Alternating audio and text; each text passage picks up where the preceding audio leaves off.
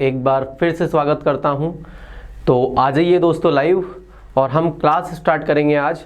और दोस्तों आज हम पढ़ेंगे, याद रखना बेटा, आज हम लोग पढ़ेंगे और आज हम लोग पढ़ने वाले हैं। क्या क्या पढ़ेंगे हम? सबसे पहले तो बात कर ले हम कि 1857 की क्रांति को हमने ख़त्म कर दिया है। 1857 की क्रांति को हमने ख़त्म कर दिया है। तो आज हम जो पढ़ने वाले हैं बेटा, उसके बाद में जो पृष्ठभूमि बनेगी तो उसके बारे में हम बात कर लेते हैं कि आखिर में हम पढ़ने वाले क्या क्या है ना, क्या क्या चीज़ों को पढ़ने वाले हैं। तो सबसे पहले हम पढ़ेंगे बेटा, आज हम भारतीय राष्ट्रीय कांग्रेस को, इंडियन नेशनल कांग्रेस को पढ़ेंगे बेटा। भारतीय राष्ट्रीय कांग्रेस को पढ़ने वाले आज, जो कि कब आ जाएगी? 1885 में। 1885 में हम पढ़ने वाले हैं। उसके बाद हम पढ़ेंगे बेटा, याद रखना, बंग भंग आंदोलन या बंगाल का विभाजन। बंगाल का विभाजन, क्योंकि भारत में सबसे सर्वप्रमुख अगर घटना होगी तो बंगाल का विभाजन है, जिसने आगे जाकर के भारत को क्या कर दिया बेटा, भारत के या भारत के लोगों को आज़ादी के लिए एक स्वाद हल्का सा चखवा दिया कि नहीं, हम अगर ब्रिटिश के अंडर में रहेंगे तो हम लोग कभी भी इनसे आगे नहीं निकल पाएंगे और इनके ही शोषण के, मतलब हम पर ये शोषित करते रहेंगे, शोषण करते रहेंगे, हम लोग शोषित होते रहेंगे। क्लियर? तो बंगाल विभाजन को देखेंगे, कब घटना थी? 1905 में। ये सर्वविदित है, सबको पता है। उसके बाद हमें पढ़ना है बेटा 1909 का मॉर्ले मिंटस दौर, मॉर्ले मिंटो सुधार, वो देखेंगे हम। वो देखेंगे जो भी एमपी से रिलेटेड होगा, वो सारी चीजें देखेंगे। लेकिन मैं आपको केवल और केवल जो मेन घटना है उनके बारे में आपको बताना चाह रहा हूं। 1911 में बाद में आपको पता है दिल्ली दरबार लग जाता है, दिल्ली का दरबार लग जाता है और दिल्ली दरबार के द्वारा जो बंगाल विभाजन रहेगा वो खत्म हो जाएगा। किस प्रकार से होगा सारा देखेंगे हम। दरबार हो जाएगा, दिल्ली दरबार। दिल्ली दरबार कब लगेगा बेटा? 1911 में। ठीक है, और फाइनली 1912 में क्या हो जाएगा? खत्म कर जाएगा। क्लियर? मॉर्ले मिंटो सुधार हमने 1909 में देख ही लिया है। उसके बाद जब हम आगे बढ़ेंगे बेटा, तो हम लोग देखेंगे क्या? लखनऊ पैक्ट, लखनऊ समझौता। तो लखनऊ समझौता को देखेंगे कि लखनऊ समझौते में क्या होता है। और एमपी के परिप्रेक्ष्य में एक और देखेंगे बेटा, 1916 में ही होम रूल लीग आ जाएगी, होम रूल लीग आ जाएगी या गृह शासन आ जाता है। उसके बाद फिर हम देखेंगे बेटा, आज अगर हम पहुंच पाए, इसके बाद में भी पहुंच पाते हैं तो उसको देखने वाले हैं बेटा हम। उसको देखेंगे हम होम रूल लीग के बाद में। 3 घटनाएं आपको पता है, 3 घटनाएं होती है।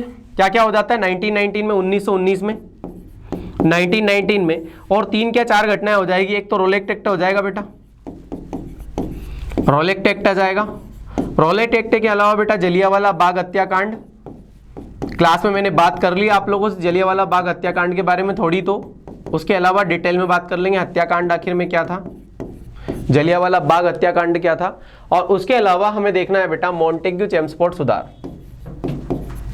मॉन्टेग्यू चैम्सफोर्ड सुधार। अब इसके बारे में आप जानते तो हो ही, क्योंकि आपको सुचिता मैम ने बहुत अच्छे से पढ़ा दिया इसको। अगर उसको फिर भी थोड़ी बहुत कमी होगी तो हम लोग इसमें एमपी के अकॉर्डिंग देख लेंगे, इंडिया के अकॉर्डिंग देख लेंगे, है ना। और एक आ जाएगा आपका 1990 में खिलाफत आंदोलन। खिलाफत आंदोलन को हमें पढ़ना नहीं है, क्योंकि एमपी में खिलाफत आंदोलन के कोई अंश हमें दिखते नहीं है। तो जो भी चीजें रहेगी उसके बाद में 1920 का आ जाएगा बेटा आपका असहयोग आंदोलन, असहयोग आंदोलन। तो ये घटनाओं पे अगर पहुंच पाते तो बहुत बढ़िया, अगर नहीं पहुंच पाएंगे तो कोई बात ही नहीं। तो चलिए आ जाइए लाइव और हम स्टार्ट कर देते हैं आज का सेशन।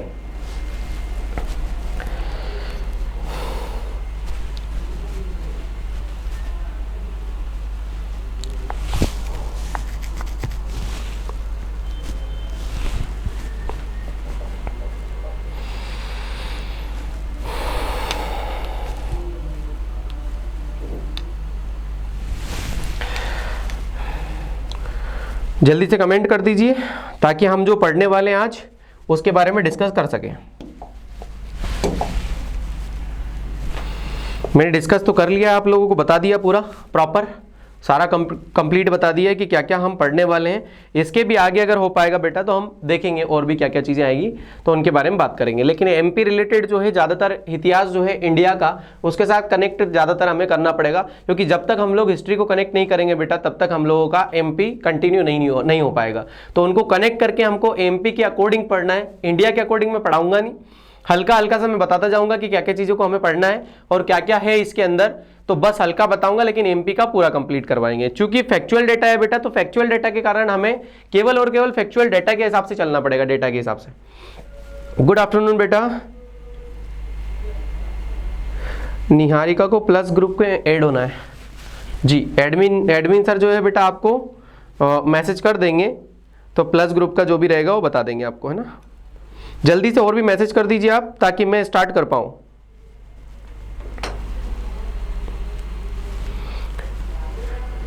आपको भी प्लस, ठीक है। तो सर आपको बेटा एडमिन सर जो है आपको मैसेज कर रहे हैं, उनके नंबर मैसेज कर रहे हैं, तो आप जो है ऐड हो जाना, है ना।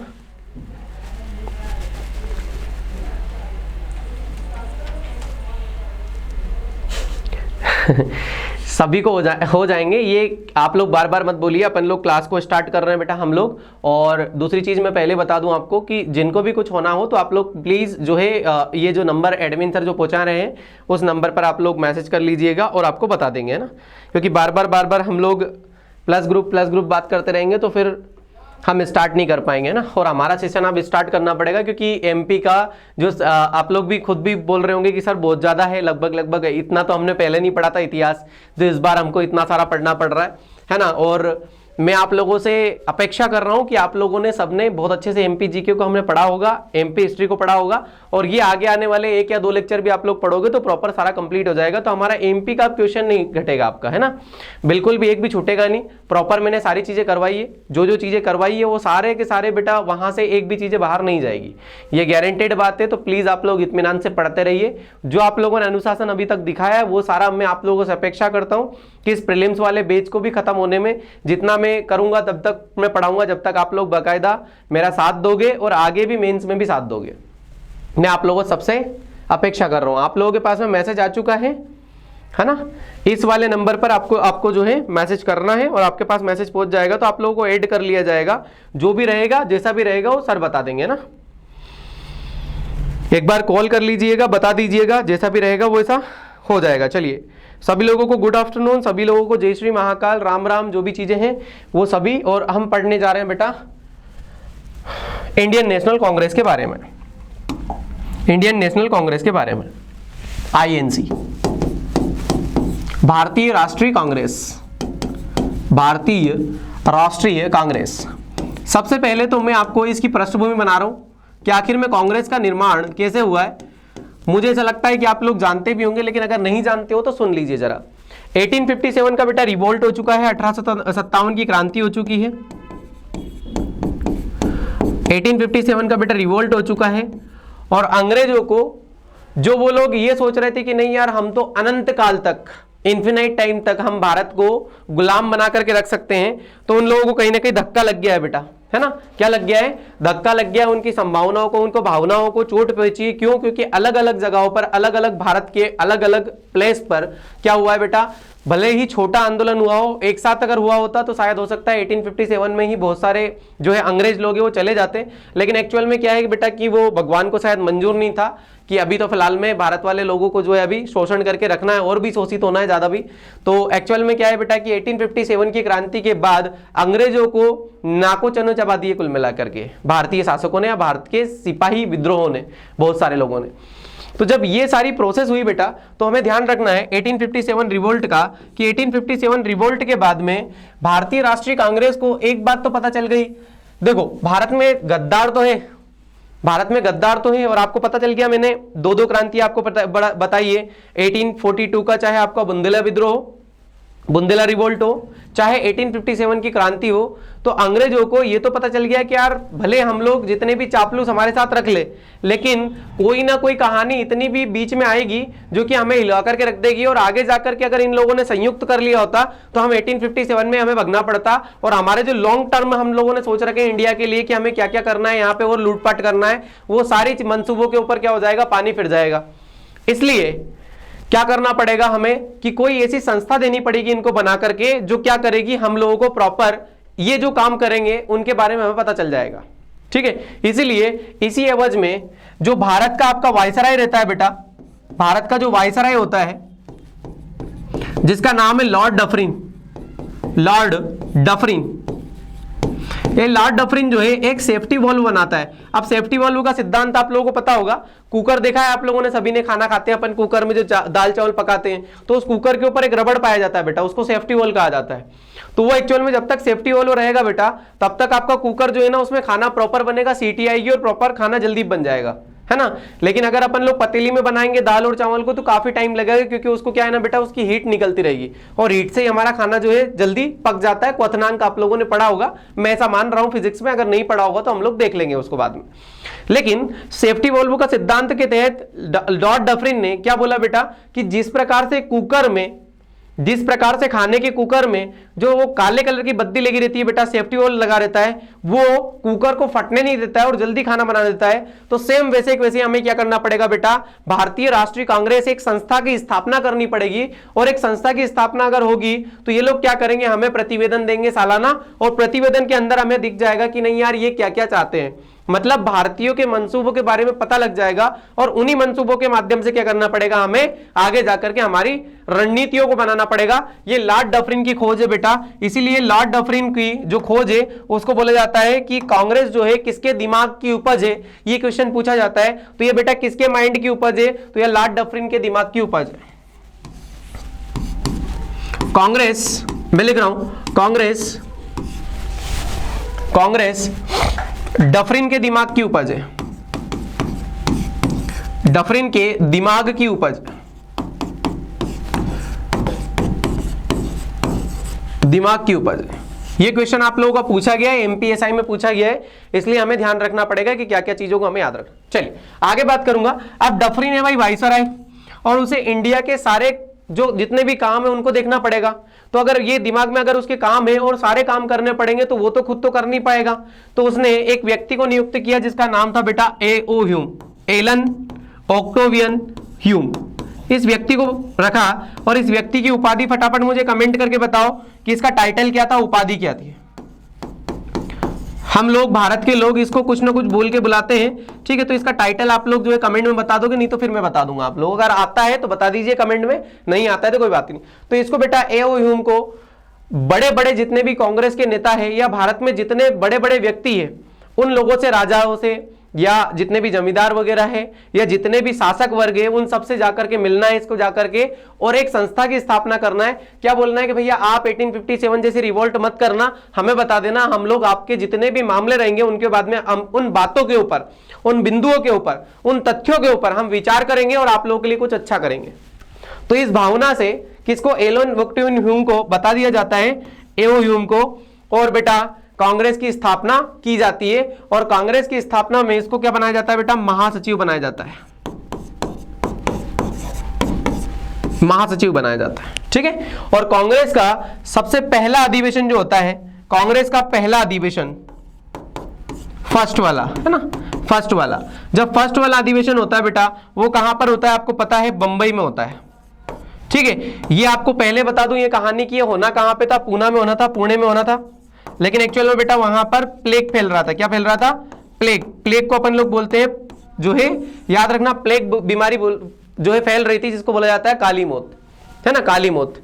एक पिस्सू पाया जाता है, एक पिस्सू जो है चूहे के ऊपर पाया जाता है, जो कि हमारे डायरेक्टली सीधा संपर्क में आता है, हमारी बॉडी के संपर्क में आता है, और एकदम से हमारा शरीर पूरा ब्लैक कर देता है, और एकदम से व्यक्ति जो है खून की उल्टियां कर देता है, और उसके कारण क्या हो जाता है बेटा, प्लेग। और प्लेग का जो कारक होता है बेटा, बैक्टीरिया पाया जाता है, उसको बोला जाता है, याद होता है आप लोगों को, पास्चुरेला पेस्टिस, है ना। अगर आपने पढ़ा है साइंस तो पास्चुरेला पेस्टिस बैक्टीरिया पाया जाता है उसमें, बैक्टीरिया। चलिए हम लोग साइंस की बात नहीं कर रहे हैं अभी फिलहाल में, इतिहास की बात कर रहे हैं, तो लंबा अपन लोगों को लेक्चर खींचना नहीं है ज्यादा, और हम इतिहास के बारे में बात करें और एमपी के इतिहास की बात करें तो इतना ज्यादा अपन लोग लंबा लेक्चर नहीं खींच सकते। तो ये कारण है बेटा कि वहां पर प्लेग फैल रहा था, इसलिए बंबई के गोकुलदास तेजपाल महाविद्यालय में, कहां पर, बंबई के गोकुलदास तेजपाल महाविद्यालय में, तेजपाल महाविद्यालय में विश्वविद्यालय मतलब है ना, महाविद्यालय में कांग्रेस की स्थापना की जाती है और पहला अधिवेशन बंबई में किया जाता है। कब किया जाता है? 28 ऑफ दिसंबर, है ना, अभी स्थापना नहीं की हमने। 28 ऑफ दिसंबर 1885 को, 1885 को, 1885 को। और क्या कर दी जाती है बेटा? कांग्रेस की स्थापना कर दी जाती है, जिसके पहले अध्यक्ष, फर्स्ट प्रेसिडेंट, पहले अध्यक्ष WC बनर्जी को बनाया जाता है। किसको बनाया जाता है? WC बनर्जी को। और आपको पता है WC बनर्जी का पूरा नाम क्या है बेटा? व्योमेश चंद्र बनर्जी, व्योमेश चंद्र बनर्जी। तो इनको बना दिया जाता है और सर्वसम्मति से इंडियन नेशनल कांग्रेस को अपना लिया जाता है। किसके द्वारा? लॉर्ड डफरिन के द्वारा। क्यों? क्योंकि वो चाहता है सेफ्टी वॉल्व का सिद्धांत। क्या चाहता है? सेफ्टी वॉल्व का सिद्धांत, सेफ्टी वॉल्व थ्योरी के ऊपर जो है आपकी कांग्रेस की स्थापना कर दी जाती है। अब चूंकि आप बोलोगे सर कि कांग्रेस के बारे में और भी तथ्य बताइए, तो वो सारे तथ्य आप लोगों को पता है बेटा कि वो वाले सारे तथ्यों के बारे में मैं डिस्कस आप लोगों से कर नहीं सकता, है ना। मैं केवल और केवल एमपी रिलेटेड बताऊंगा। ये पूरा इंडिया रिलेटेड था, चूंकि इसमें हमारे भारत के या मध्य भारत के किसी भी व्यक्ति ने भाग नहीं लिया, इसलिए ध्यान रखना बेटा, हम केवल और केवल ये इंडियन नेशनल कांग्रेस के हिसाब से अभी फिलहाल में हम लोग एमपी के व्यक्ति अभी जाना स्टार्ट नहीं हुए, है ना। एमपी का कोई भी व्यक्ति इसमें नहीं गया है, किसी ने भाग नहीं लिया अभी फिलहाल में। चाहे एमपी में हम लोग अगर बात करेंगे तो एमपी बेटा याद रखना आप लोग कि भारत 1947 में आजाद हुआ, उसके पहले अगर हम लोग एमपी की बात करेंगे बेटा, पूरे एमपी की बात करेंगे तो हमारा एमपी कुछ इस तरीके का था। पहले बता दूं आप लोगों को ना, पहले बता दूं आप लोगों को कि हमारा एमपी जो है वो कुछ इस प्रकार का था। और थोड़ा सा क्या है ना, मेरे गलत बता दिया इसको, तो प्रॉपर इसको पूरा बना दूं। पहले छोटा सा बनाना पड़ेगा क्योंकि बहुत बड़ा मैप आता है ना।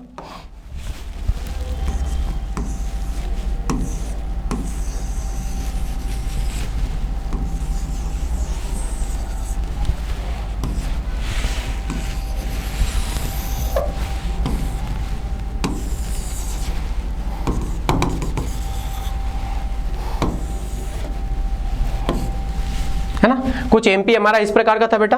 आज का एमपी हमारा मध्य प्रदेश तो कुछ इस प्रकार का है, लेकिन उसमें सीजी की रियासतें भी जुड़ी हुई थी बेटा, है ना। बरार की रियासतें भी जुड़ी गई थी उसमें, ठीक है। महाकौशल का एरिया भी जुड़ा हुआ था उसमें, महाकौशल का एरिया भी जुड़ा हुआ था बेटा, है ना।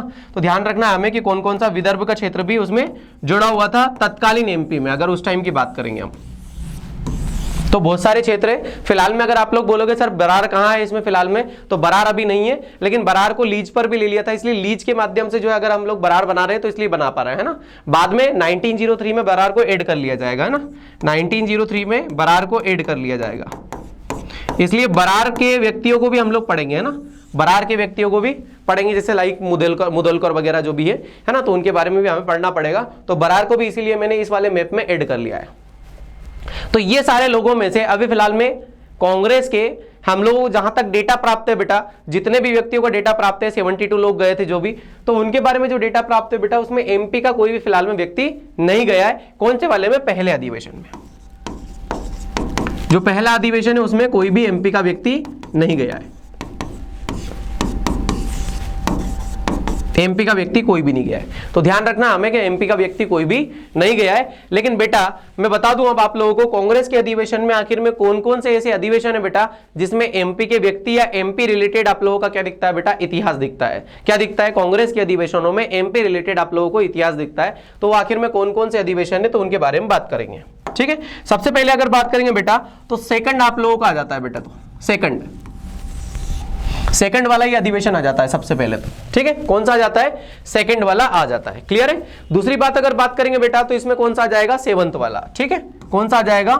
सेवंथ वाला। सेवंथ वाले की अगर हम लोग बात करेंगे बेटा तो उसके बाद आ जाएगा आपका कौन सा वाला? नाइन्थ वाला। ये प्रॉपर आप लोगों के एमपी में हो रहे हैं फिलहाल में, तो है ना एमपी में, और प्रॉपर जो एमपी में होगी उनके बारे में मैं डिस्कस आप लोगों को इसके माध्यम से, चार्ट के माध्यम से बता दूंगा कि प्रॉपर आखिर में कहां कहां पे और एमपी में क्या उनकी भागीदारी है कुछ भी, तो उनके बारे में बात करूंगा। और लास्ट में हम लोग बात करेंगे बेटा 53rd वाला, 53 वाला, ठीक है। तो सेकंड वाला आपको पता है बेटा कहां पे होता है? कलकत्ता अधिवेशन होता है। कहां पर होता है?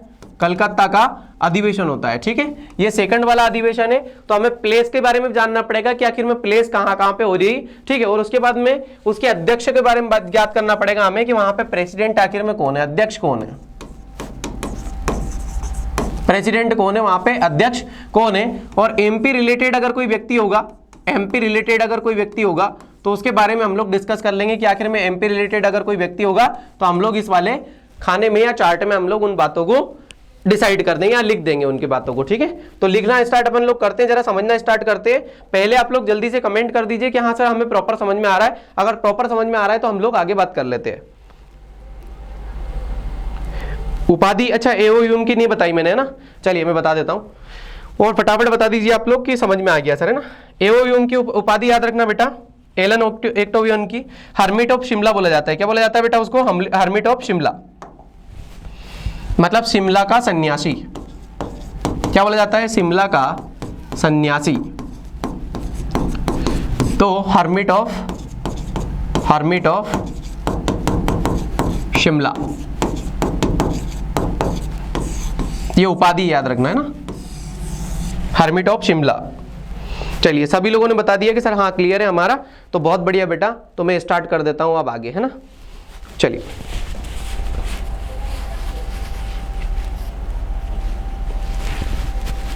चलिए, तो सबसे पहला अधिवेशन एमपी के अकॉर्डिंग अगर बात करेंगे बेटा, तो सबसे पहले हम लोग बात करेंगे किसके बारे में। तो सबसे पहले बता दूं मैं, प्रेसिडेंट कौन है बेटा, तो दादा भाई नौरोजी है। कौन है, दादा भाई नौरोजी, दादा भाई नौरोजी है। ठीक है, और ये दादा भाई नौरोजी कैसे है बेटा, याद रखना पारसी व्यक्ति है, कभी कभार पूछ ले आप लोगों से, ना, पारसी है और बहुत ज्यादा हमारे एमपी से रिलेटेड में बहुत ज्यादा इनका बेटा बहुत ज्यादा ही योगदान है, इसलिए याद रखना आपने को। ठीक है, कि कौन है आखिर में क्या है। ठीक है, प्रॉपर है। चलिए अगर बात करेंगे बेटा कि इनमें कौन कौन व्यक्ति ने भाग लिया था, तो बापूराव किनखेड़े, है ना। नाम थोड़े से पहली बार आप लोग सुनोगे, इसलिए क्या है कि आप लोग घबराना मत, बार बार याद करोगे याद हो जाएगा ना। कौन कौन था, बापूराव किनखेड़े। और आप लोग अभी टेंशन भी मत लेना, आप लोगों के लिए मैंने आउटलाइन भी बना ली है ना, आउटलाइन बना दिया आप लोगों के लिए। जब आप लोगों के पास में ये सारी पीडीएफ जाएगी तो इसमें आपको आउटलाइन भी चली जाएगी, ताकि हम लोग जो जो पढ़ेंगे आज वो सारी आउटलाइनें आप लोगों के पास में चली जाएगी। ठीक है, जैसे मान लो मैंने लिख दिया है 1886 में, तो बापूराव किनखेड़े आएंगे, गंगाराव चिटनीस आएंगे, गोपाल भिंडे आएंगे, अब्दुल अजीज आएंगे, तो सारे लोगों का मैंने नाम लिख दिया है। तो आप लोगों के पास में घबराना मत, आउटलाइन जब चली जाएगी तो प्रॉपर जितना हम डिटेल में अभी फिलहाल में पढ़ेंगे वो सारा आप लोगों को केवल और केवल ये आधे पेज में कंप्लीट हो जाएगा आपका। ठीक है, तो वो सारा का सारा पोर्शन मैंने आप लोगों के लिए आउटलाइन में बना देता हूं, तो टेंशन मत लिया करो बिल्कुल। जहां पे आप लोगों को लगेगा, मुझे खुद को लग जाएगा कि नहीं यार आप लोगों को टफ लग रहा है, तो वहां पे टफ लगेगा तो वहां पे मैं क्या कर दूंगा बेटा, आप लोगों के लिए आउटलाइन बना दूंगा, ताकि आप लोग केवल आधे पेज के अंदर वो सारी इतिहास को आप लोग कंप्लीट कर लोगे। ठीक है, चलिए तो यहाँ पे कौन कौन व्यक्ति है बेटा, याद रखना बापूराव किनखेड़े है। बापूराव किनखेड़े के अलावा याद रखना बेटा यहाँ पे कौन, गंगाधर राव चिटनीस आएगा, गोपाल भिंडे आएंगे और अब्दुल अजीज जाएंगे। ठीक है, तो ये चार लोग जाएंगे, कहां पर जाएंगे, कलकत्ता अधिवेशन में, और वहां पे क्या लेंगे बेटा, भाग लेंगे। और स्पेशली ये लोग कहां के बेटा, तो याद रखना महाकौशल क्षेत्र के, विदर्भ क्षेत्र के। ठीक है, ये जितने भी लोगों के नाम बता रहा हूं मैं, बापूराव चाहे किनखेड़े हो, चाहे आप लोगों का कौन व्यक्ति हो बेटा, गंगाधर राव चिटनीस हो, चाहे वो गोपाल भिंडे हो, चाहे वो अब्दुल अजीज हो। ठीक है, चाहे अब्दुल अजीज हो, तो ध्यान रखना इनके नाम क्या क्या है ना, गंगाधर राव चिटनीस, है ना, क्या आ जाएगा, गंगाधर राव चिटनीस, गंगाधर राव चिटनीस, गोपाल भिंडे, गोपाल भिंडे और अब्दुल अजीज, अब्दुल अजीज। एक क्वेश्चन और बता दूं आपको, पहले ही डिस्कस कर लूं मैं आप लोगों से, क्या सर अभी फिलहाल में बरार के लोग आ रहे हैं, मैंने बोला नहीं, अभी बरार के लोग नहीं आएंगे। जब बरार के लोग आएंगे तो सारे के सारे मैं लिखवा दूंगा, क्योंकि 1903 में बरार को ऐड कर लिया जाएगा और उसको नाम दे दिया जाएगा, क्या बेटा याद है ना आप लोगों को, सेंट्रल प्रोविंस एवं बरार, है ना। तो आप लोगों ने देखा होगा कि ये वाला जो एरिया आप लोगों का पार्ट ए वाला आता है, कौन सा वाला, पार्ट ए वाला आता है बेटा, इतना वाला एरिया जो आता है आपका। ठीक है, इसको बोला जाता है, याद रखना, सेंट्रल प्रोविंस एंड बरार, इस वाले क्षेत्र को। और हम लोग इसको क्या नाम दे देते हैं, पार्ट ए। बहुत जल्दी पढ़ने वाले अपन लोग, कल के बाद में परसों के दिन यही सारा एमपी का गठन वाला पार्ट पढ़ेंगे, तो आपको क्रिस्टल क्लियर सारी चीजें होती जाएगी। ठीक है, उसके बाद अगर अपन लोग बात करेंगे बेटा, तो ये वाला आपको पता ही है बेटा, ग्वालियर और इंदौर वाला जो क्षेत्र है पूरा, ठीक है, तो इसको अपन लोग क्या बोलेंगे, पार्ट बी, पार्ट बी वाला एरिया, है ना। अभी एमपी हमारा सेम इसी प्रकार का बना रहेगा, है ना, 1947 से लेकर के तो 56 तक का जो रहेगा वो सारा एमपी हमारा यही बना रहेगा। और बाद में बीच में आप लोगों का क्या जाएगा, भोपाल आ जाएगा, भोपाल आ जाएगा, मैंने लिख दिया यहाँ पे बीपीएल, भोपाल आ जाएगा। और उसके अलावा बेटा कौन सा आ जाएगा, बघेलखंड वाला क्षेत्र आ जाएगा, बघेलखंड वाला भी आ जाएगा और थोड़ा बुंदेलखंड वाला भी आ जाएगा, ठीक है। और इसी से हमारा क्या बन जाएगा बेटा, पार्ट सी, पार्ट सी। और ये पूरा डिटेल में बात करूंगा आप लोगों से कब, जब हम एमपी का गठन पढ़ेंगे, ठीक है। चलिए तो समझते जाइए, पहला सेकंड वाला अधिवेशन हो रहा है बेटा सेकंड नंबर का, और सेकंड नंबर का अधिवेशन कहां हो रहा है बेटा, कलकत्ता में हो रहा है। कलकत्ता अधिवेशन की याद रखना बेटा अध्यक्षता कौन कर रहा है, तो अध्यक्षता कर रहा है दादा भाई नौरोजी। और कौन कौन याद रखना बेटा, कौन कौन भाग ले रहा है यहाँ पे, हमारे मध्य प्रांत के कौन कौन व्यक्ति भाग ले रहे हैं, तो यहाँ पर ले रहे हैं बेटा बापूराव किनखेड़े, गंगाधर राव चिटनिस, अब्दुल अजीज ले रहे हैं और गोपाल भिंडे ले रहे हैं। ये लोग भाग ले रहे हैं बेटा हमारे एमपी के मध्य प्रांत के, स्पेशली मध्य प्रांत के, कहां के, मध्य प्रांत,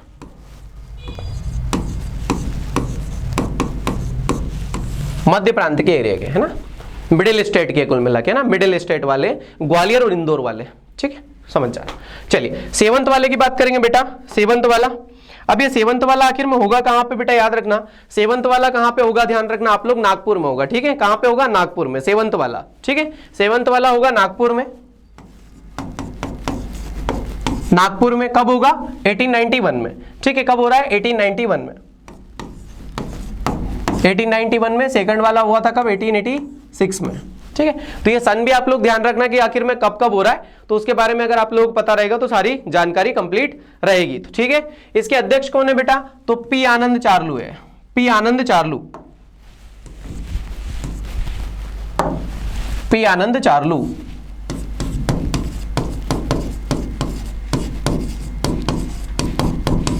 पी आनंद चार्लू, ठीक है।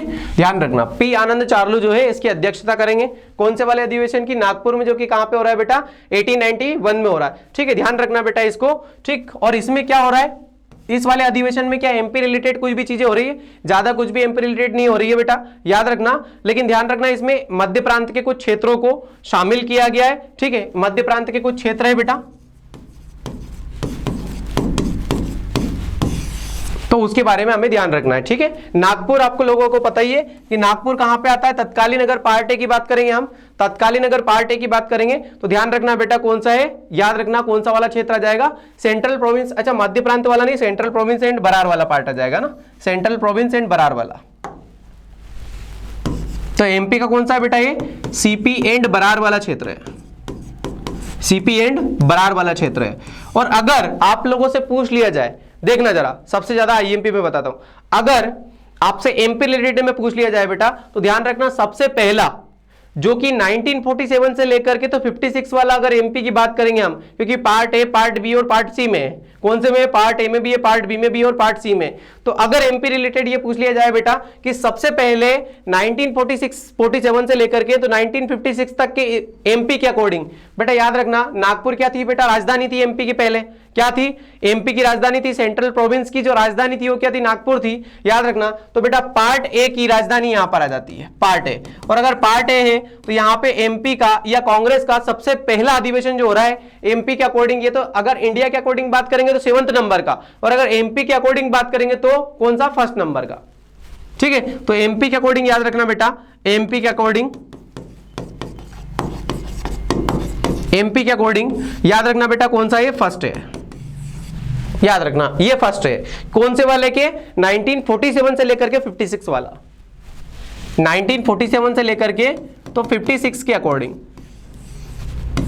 क्यों, क्योंकि तब तक हमारा क्या चलेगा बेटा, याद रखना सेंट्रल प्रोविंस एंड बरार जो कि पार्ट ए के अंतर्गत आता है, ठीक है। और उसका डायग्राम मैंने आप लोगों को ये बना दिया है, ये वाला, ठीक है। तो यहां अगर बात करेंगे बेटा कि राजधानी आखिर में क्या आ जाएगी आपकी, यहां पे बात करेंगे हम लोग कि आखिर में राजधानी कौन सी आ जाएगी, ठीक है, राजधानी आखिर में कौन सी आ जाएगी, तो याद रखना बेटा यहां पे राजधानी आप लोगों की कौन सी आ जाएगी, नागपुर,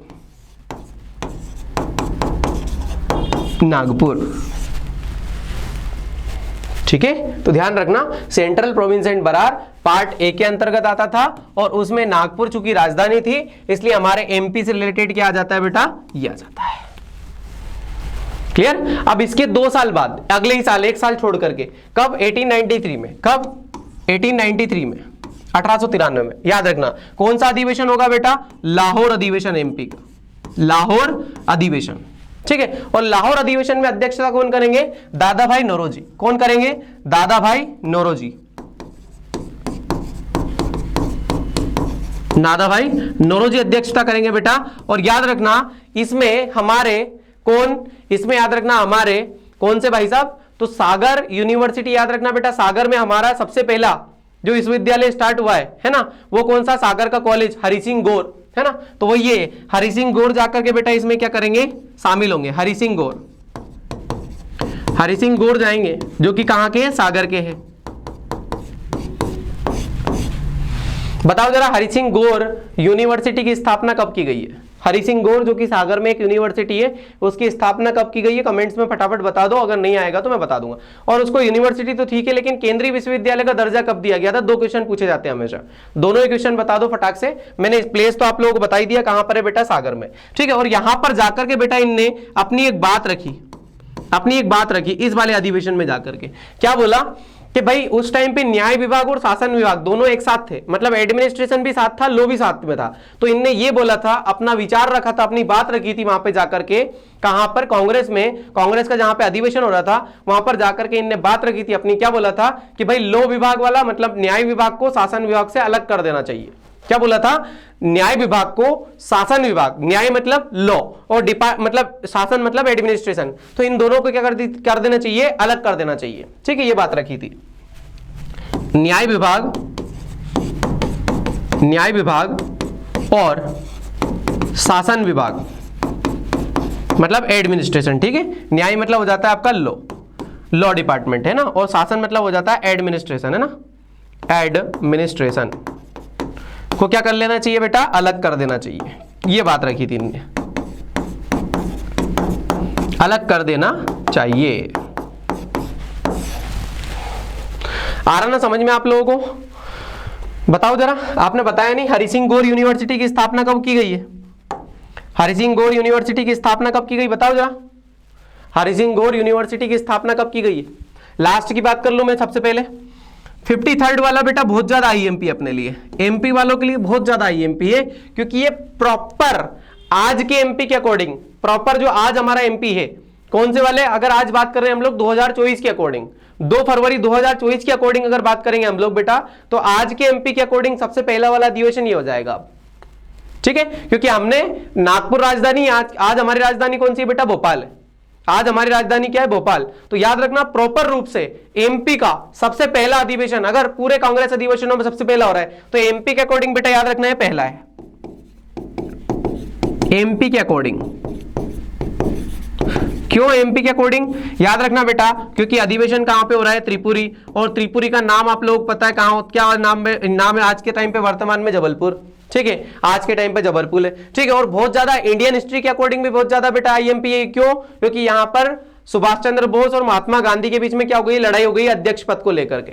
ये कहानी आपको पता होगी, मैं बता नहीं रहा हूं, ठीक है। तो यहां पे कौन? हमारे सुभाष बाबू बन जाते हैं बेटा, सुभाष बाबू, सुभाष चंद्र बोस, है ना। और इन्हीं की वजह से हमें अगर बोलना चाहिए तो बेटा इन्हीं की वजह से ज्यादातर तो हमें क्या मिली है? आजादी मिली है। सबसे ज्यादा बड़ा योगदान इन्हीं का है। गांधी जी को भी इतर करके अगर हम लोग बात करेंगे तो यही व्यक्ति है जिसकी वजह से हम लोग आज इतनी जल्दी 1947 में आजाद हो गए थे, ना, क्योंकि इनने वर्ल्ड के ऊपर जाकर के क्या बना दिया था? दबाव बना दिया था, ठीक है। तो ये याद रखना सुभाष बाबू, और ये याद रखना प्रॉपर एमपी का पहला अधिवेशन है।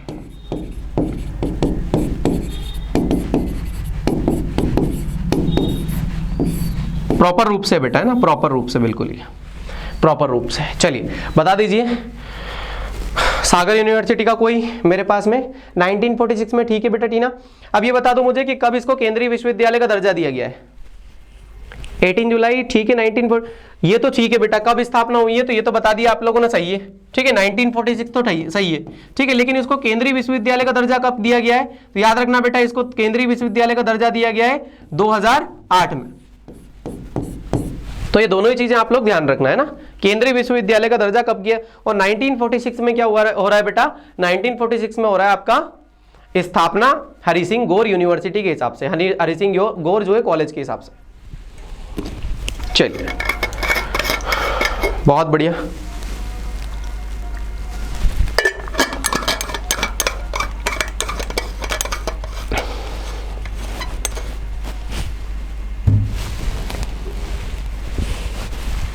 क्लियर है?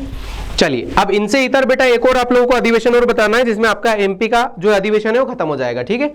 लेकिन चूंकि इसमें एमपी रिलेटेड जो बात की जा रही है प्रांतीय अधिवेशन होगा, ठीक है। एक और अधिवेशन बता देता हूं आप लोगों को मैं, ठीक है। एक और अधिवेशन बता देता हूं जिसके अकॉर्डिंग आप लोगों को पता लग जाएगा कि हाँ एमपी में कौन सा और हो रहा है, ठीक है। तो एक और बंबई अधिवेशन और होगा बेटा। अब ये थोड़ा सा अलग से बताऊंगा है ना मैं, लेकिन 1904 में देखो जरा, 1904 में एक अधिवेशन हो रहा है जिसका नाम है बंबई अधिवेशन। कौन सा हो रहा है? बंबई अधिवेशन, बंबई अधिवेशन, ठीक है। और बंबई अधिवेशन की याद रखना बेटा अध्यक्षता कौन कर रहा है, मतलब प्रेसिडेंट कौन है यहां पे? Henry quarter. क्या नाम है? Henry quarter, Henry quarter. जरा आईएमपी बेटा है ना, ध्यान रखना थोड़ा ये 1904 वाला, क्योंकि मैं इसीलिए इसको अलग से लिखवा रहा हूं और भी प्रॉपर। 1904 में बंबई अधिवेशन हो रहा है बेटा बंबई में, और बंबई अधिवेशन हो रहा है जिसकी अध्यक्षता कौन कर रहा है? एक अंग्रेज कर रहा है जिसका नाम क्या है बेटा? Henry quarter. क्या कर रहा है? Henry quarter. अब यहां पे जाते कौन हमारे, वापस से एक बार फिर से व्यक्ति जाते कौन? हरि सिंह गौर जी। कौन जाते हैं यहां पर? हरि सिंह गौर जी जा रहे हैं, हरि सिंह गौर जी जा रहे हैं। और हरि सिंह गौर जी जाकर के क्या बोलते हैं बेटा, ध्यान रखना, एक इनकी जो कोटेशन है, एक लाइन आप लोगों को याद कर लेना चाहिए बेटा। ये क्या बोल रहे हैं? सबसे पहले तो पाश्चात्य शिक्षा का विरोध कर रहे हैं। क्या कर रहे हैं? पाश्चात्य शिक्षा का विरोध। पाश्चात्य शिक्षा का मतलब होता है बेटा इंग्लिश मीडियम स्कूल, मतलब इंग्लिश में जो आपको दिखाया जा रहा है, समझाया जा रहा है, इंग्लिश मीडियम स्कूल में इंग्लिश पढ़ाई जा रही है, उसका विरोध कर रहे हैं। कौन कर रहे हैं बेटा? हरि सिंह गौर जी बोल रहे हैं। और उनने क्या बोला था बेटा? एक स्टेटमेंट दिया था कि जो इंग्लिश मीडियम स्कूल जो है ना बेटा, वो क्या है? एक सोने के ताले के समान है। क्या है? सोने के ताले के समान, सोने के ताले के समान। गोल्ड है ना, गोल्ड मतलब सोने के ताले के समान है, ताले के समान है। और जिसकी कुंजी किनके पास में है? जिनकी कुंजी, कुंजी का मतलब की मतलब चाबी है ना, की। जिनकी कुंजी किनके पास में बेटा? बड़े लोगों के पास में बस। और बड़े लोग मतलब कौन? गोरे लोग। तो इन्हीं के पास में केवल और केवल, छोटे लोग उसमें पहुंच ही नहीं पाएंगे, क्योंकि बेचारे इंडिया के लोग तो ज्यादातर गरीब हो गए अब पूरे, क्योंकि ये लोग लूटना स्टार्ट कर रहे हैं लगातार। और जब लूटेंगे तो ऑब्वियस सी बात है क्या हो जाएंगे? छोटे लोग। और छोटे लोगों को, उनको बेचारों को पहले स्थानीय भाषा आती, हिंदी तो अच्छे से आती नहीं है, तो वो इंग्लिश कहां से सीख जाएंगे, है ना। और ये एक्चुअल में क्यों बेटा हरि सिंह गौर क्यों दे रहे हैं स्टेटमेंट? क्योंकि 1904 में आपको पता होगा लॉर्ड कर्जन, कौन? Lord Curzon. लॉर्ड कर्जन क्या लेके आता है? विश्वविद्यालय अधिनियम लेके आता है। अगर किसी ने पढ़ा होगा तो विश्वविद्यालय एक्ट लेके आ रहा है, यूनिवर्सिटी एक्ट लेके आ रहा है, अधिनियम। और इसके माध्यम से क्या हो रहा है बेटा? अंग्रेजी शिक्षा का प्रसार किया जा रहा है, ठीक है। और इसी में अगर आपको स्टेटमेंट एक व्यक्ति का मैं बता दूं, लॉर्ड मेकाले को अंग्रेजी शिक्षा पद्धति का जनक कहा जाता है भारत में। क्या बोला जाता है? लॉर्ड मेकाले को। और लॉर्ड मेकाले का अगर आप लोगों ने कोटेशन कभी पढ़ा होगा तो ठीक है, नहीं तो मैं उसके ऊपर एनालिसिस करवा रहा हूं आपको। लॉर्ड मेकाले को अंग्रेजी शिक्षा पद्धति का जनक कहा जाता है भारत में। अंग्रेजी शिक्षा, इंग्लिश एजुकेशन, अंग्रेजी शिक्षा पद्धति, मेथड का क्या बोला जाता है बेटा? फादर बोला जाता है, जनक बोला जाता है। इसने क्या बोला था बेटा? पता है आप लोगों को? अब हम लोग तो बोलेंगे सर बहुत अच्छा तो कर रहा है, इंग्लिश सिखा रहा है। एक्चुअल में इसका कारण क्या है बेटा? इसका कारण यह है कि अगर इंडिया के लोगों को नहीं पता है बेटा, बहुत सारी जनजाति के लोगों को नहीं पता है कि वो लोग अपनी लैंग्वेज क्या बोलते हैं, तो वो चाहता है बेटा एक द्वितीय पंक्ति का निर्माण करना। एक द्वितीय पंक्ति का निर्माण मतलब कैसा? समझना जरा। मान लीजिए कि यहां अंग्रेज व्यक्ति को बिठा दूं, मैं अंग्रेज व्यक्ति को बिठा दूं, तो व्यक्ति एक ऐसे व्यक्ति को शामिल करना चाहता है बेटा जो क्या करे बेटा? इनकी भाषा को कन्वर्ट कर दे, एक ऐसे व्यक्ति को, ताकि जो जनजाति वाला व्यक्ति है, मान लो ये जनजाति वाला व्यक्ति है, ठीक है, ये अगर कुछ भी बोलेगा तो ये इसको ट्रांसलेटर करके, मतलब ट्रांसलेटर चाहता है कुल मिला के वो, मतलब हिंदी को इंग्लिश में कर दे, इंग्लिश को हिंदी में कर दे, ताकि ये सामने वाला व्यक्ति कम से कम पैसा देकर के, कौन? अंग्रेज, कम से कम पैसा देकर के इन लोगों की सारी मंसूबों को या बातों को जान ले। और यही चीजें होती थी। आप लोगों ने अगर लगान मूवी देखी होगी कभी आपने, तो लगान मूवी में देखा होगा आप लोगों ने कि क्या करते हैं अंग्रेज लोग, क्या बोल रहे हैं, बेचारा भुवन क्या सुन रहा है, तो उन लोगों के बीच में क्या कर लिया जाता था, ट्रांसलेटर कर लिया जाता था। तो मतलब कुल मिला के ये बनाना क्या चाहते हैं, अंग्रेजों के चापलूस बनाना चाहते हैं, जो कि हिंदी और इंग्लिश दोनों में वार्ता कर पाए, बस बातें कर पाए।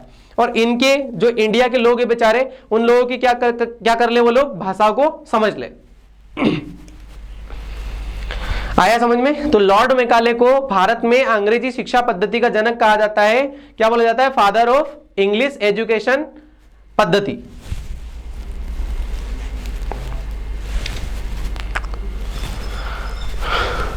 कुछ बोल रहे हो, क्या बोल रहे हो?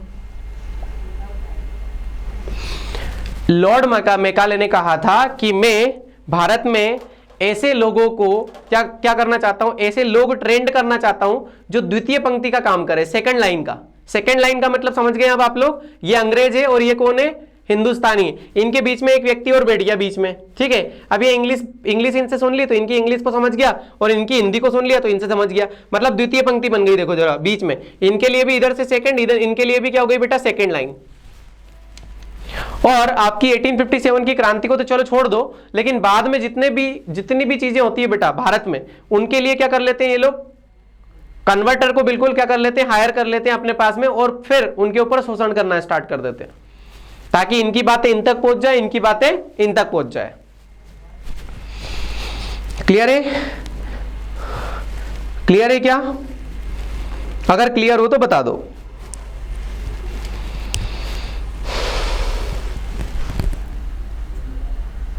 इंटरमीडिएट, हाँ, ट्रांसलेटर वाला।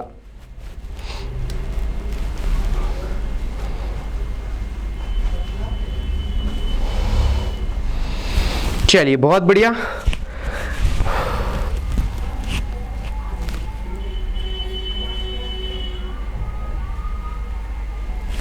चलिए आगे बढ़ रहा हूं। 1906 में कांग्रेस का एक प्रांतीय अधिवेशन होता है बेटा। प्रांतीय मतलब स्टेट बाय स्टेट, मतलब कुल मिला के। अब ये पूरा नेशनल वाला नहीं है, अब ये नेशनल नहीं है, मतलब ये एमपी के लोग ही एमपी में करना चाहते हैं कांग्रेस का एक अधिवेशन। तो उस अधिवेशन को क्या बोल दिया 1906 में? प्रांतीय अधिवेशन, रीजनल वाला अधिवेशन, ठीक है। प्रांतीय अधिवेशन किया गया। कब किया गया? 1906 में। कहां किया गया? जबलपुर में। तो याद रखना 1906 में प्रांतीय अधिवेशन कांग्रेस का कहां हुआ था? जबलपुर में हुआ था, जिसमें शामिल 3 लोग हुए थे बेटा। मतलब इन तीनों लोग जो थे वो मुख्य थे। कौन कौन थे? याद रखना, हरि सिंह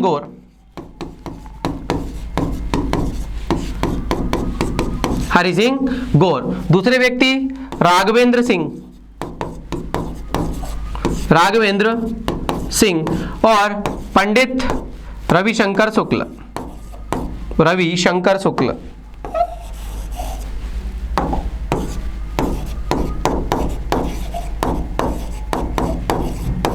पंडित रविशंकर शुक्ल, इन लोगों ने क्या किया था बेटा? प्रांतीय अधिवेशन किया था, है ना।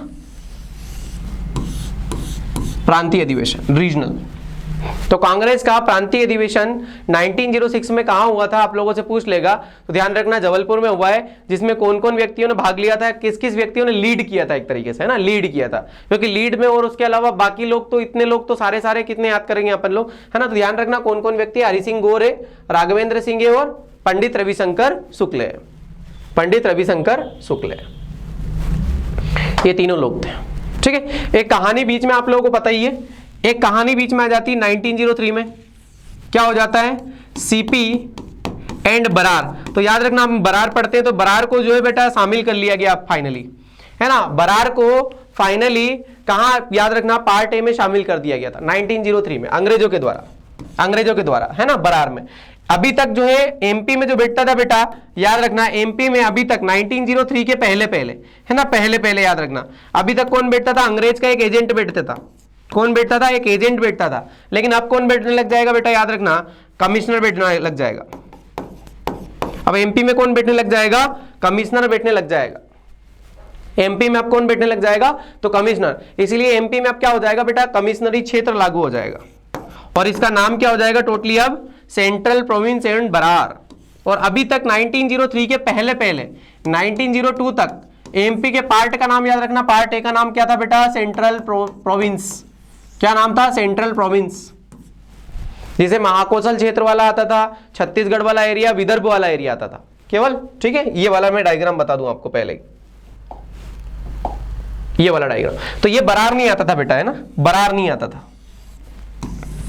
बरार नहीं आता था पहले। कब तक, 1903 तक। 1903 में, और इस वाले क्षेत्र में पहले कौन था बेटा, एजेंट बैठता था। कौन बैठता था, एजेंट। अब कौन बैठने लग गया है, कमिश्नर। इसीलिए इसको बोल दिया गया है कमिश्नरी क्षेत्र। ये सारी बातें जब मैं आपको फाउंडेशन ऑफ एमपी पढ़ाऊंगा, मध्य प्रदेश का गठन पढ़ाऊंगा, तब आपको सारी बातें याद आएगी। इसलिए बेटा एक एक पॉइंटों को आप लोग कनेक्ट करते चलिएगा। अगर एक एक पॉइंटों को अगर आप लोगों ने कनेक्ट कर लिया तो फिर मजा आएगा आपको पढ़ने में, नहीं तो ऐसे में क्या है कि आप लोग भूल जाओगे बीच में। इसलिए मैं बार बार मैप का भी यूज कर रहा हूं और बार बार उधर साइड भी जा रहा हूं, ताकि आप लोगों को पता लग जाए कि आखिर में क्या होगा। अब देखो जरा, अगर बरार प्रांत के व्यक्ति आएंगे बेटा, तो बरार प्रांत के व्यक्ति बहुत सारे आ जाएंगे, याद रखना, है ना। बरार व्यक्ति जो है कहां, कौन कौन आ जाएगा, दादा साहब खापर्डे आ जाएंगे। कौन आ जाएंगे, दादा साहब खापर्डे, बीएस मुंजे, है ना, गंगाधर राव चिटनीस आ जाएंगे, है ना, एमवी जोशी आ जाएंगे, एमके पाध्याय आ जाएंगे, एमके आरएन मुदोलकर आ जाएंगे, माधवराव सप्रे आ जाएंगे। तो ये सारे कहां के बेटा, याद रखना, बाधव जो है कहां के, ये बरार प्रांत के हैं। ठीक है, बरार के आने से, बरार से आने से बहुत सारे एमपी को क्या हो जाएगा बेटा, एक तरीके से पंख लग जाएगी कि एमपी के व्यक्ति भी क्या हो जाएंगे बेटा, उड़ना स्टार्ट कर लेंगे अब, है ना। अपनी भागीदारी जो है और ज्यादा अपनी सशक्त कर लेंगे, अपनी भागीदारी को सशक्त कर लेंगे। कौन कौन आ जाएंगे, दादा साहब खापर्डे, बहुत ज्यादा आईएमपी है बेटा, इनके बारे में अभी डिस्कस करूंगा। बीएस मुंजे भी आ जाते हैं, गंगाधर राव चिटनीस आ जाते हैं, है ना, माधवराव सप्रे आ जाते हैं, विष्णुदत्त शुक्ल आ जाएंगे, है ना, नीलकंठ राव उदेजी आ जाएंगे। उसके अलावा एमवी जोशी आ जाएंगे, एमके पाध्याय आ जाएंगे, आरएन मुदोलकर आ जाएंगे। तो ये सारे लोग आ जाएंगे बेटा, है ना, बरार के आने से। तो बरार के आने से बहुत सारे व्यक्ति आएंगे जो कि क्या काम करेंगे, बहुत आईएमपी काम करेंगे। अब जरा मैं आप लोगों को रिवाइंड करवा रहा हूं, सुनना जरा। सबसे पहले मुदोलकर, जोशी और पाध्याय के बारे में बताऊंगा मैं आपको। मुदोलकर और जोशी और पाध्याय के बारे में बात करूंगा। देखो जरा सुनना, जब ये बंबई अधिवेशन हो रहा है 1904 में, क्या हो रहा है, जब ये 1904 में बंबई अधिवेशन होता है बेटा, जिसकी अध्यक्षता कौन करता है, हेनरी कार्टर करता है बेटा, हेनरी कार्टर करता है। और हरि सिंह गौर जिनमें जाते हैं बेटा, और क्या बोलते हैं, पाश्चात्य शिक्षा का विरोध करते हैं। उसके बाद में बेटा ये एक संविधान बनाने की बात करते हैं। क्या करते हैं, एक संविधान बनाने की बात करते हैं। अब संविधान बनाने की बात, याद रखना, आप बोलोगे सर ये तो आप फैक्ट गलत बता रहे हो, ये फैक्ट आप बता रहे हो, क्या गलत बता रहे हो, क्योंकि संविधान बनाने की बात तो कब की थी हमने, 1928 में बोली थी हमने, है ना। कहां पे, मोतीलाल नेहरू की नेहरू रिपोर्ट में बोल रहे थे हम लोग तो संविधान बनाने की बात, तो है ना। तो फिलहाल में ये वाली कौन सी बात हो गई कि आपने संविधान बनाने की यहीं पे बोल दिया बेटा। यहाँ पे कांग्रेस का संविधान बना रहे, कांग्रेस के नियम क्या होना चाहिए, क्या करना चाहिए, क्या नहीं करना चाहिए, मतलब गाइडलाइन बनाना एक तरीके से, कांग्रेस के लिए गाइडलाइन बनाना। ठीक है, क्या कर रहे हैं हम लोग, कांग्रेस के लिए गाइडलाइन बना रहे हैं और उसका संविधान बना रहे हैं। तो कांग्रेस का गाइडलाइन बनाना है कुल मिला के। और उस कांग्रेस गाइडलाइन को बनाने के लिए इन तीनों व्यक्तियों ने क्या किया था बेटा, याद रखना है, ये तीनों व्यक्तियों ने क्या किया था बेटा, जो है संविधान को प्रस्तुत करने की मांग की थी इन तीन व्यक्तियों ने। ठीक है, याद रखना, जो कि कहां के, बरार क्षेत्र के हैं, बरार क्षेत्र के हैं। ठीक है, क्योंकि बरार क्षेत्र का शामिल हो गया है 1903 में। और 1904 में देखो जरा, ये अधिवेशन हो रहा है। 1904 में क्या हो रहा है बेटा, अधिवेशन हो रहा है। ठीक है, कौन कौन है, तो याद रखना, मुदोलकर जी, मुदोलकर, एमके जोशी और पाध्याय जी, है ना। याद रखना, जोशी, पाध्याय और मुदोलकर, ये तीनों लोगों का नाम याद रखना, है ना। जो कि क्या कर रहे हैं बेटा, कांग्रेस का एक संविधान बनाने की बात कर रहे हैं, कांग्रेस का एक संविधान बनाने की बात कर रहे हैं, जिसमें क्या होगा बेटा, गाइडलाइन होगी, क्या लोग क्या क्या कर पाएंगे, क्या नहीं करेंगे, ये सारी चीजें होंगी उसमें।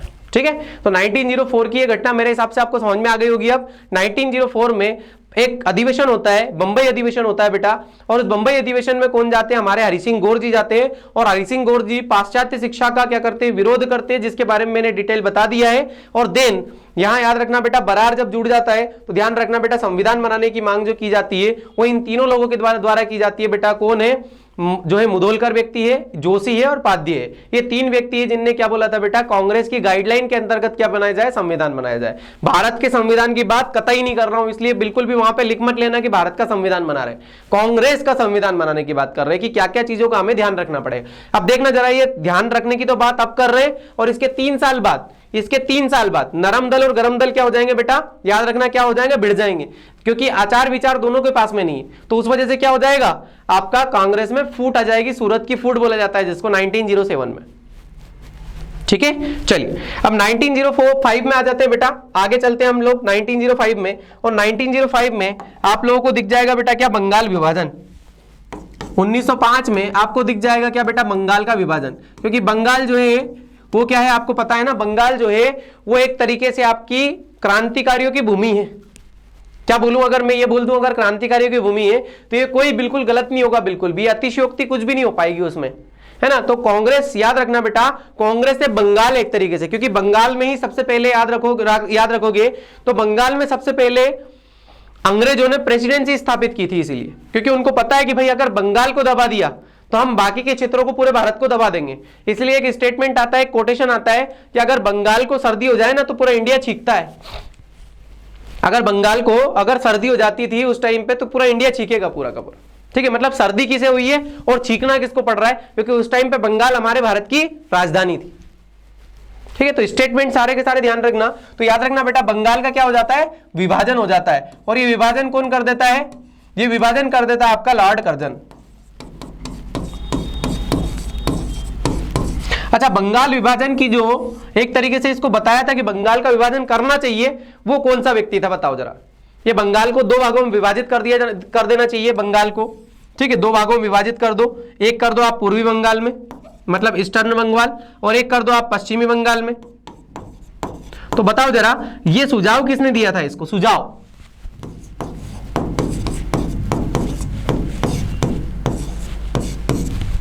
बताओ जरा। तब तक पानी पी लिया जाए, है ना, बताओ।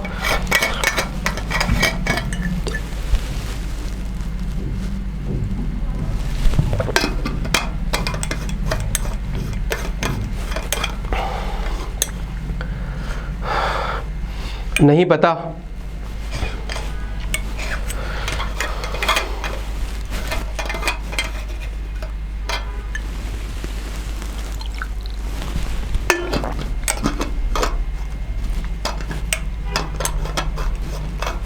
और कोई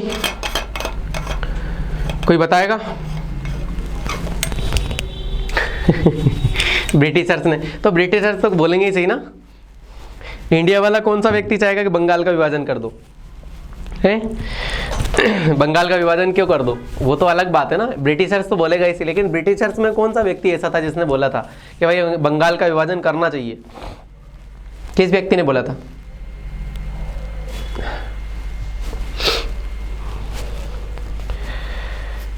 थर्टी सेकेंड में बताओ फटाक से, नहीं तो मैं बता दूं।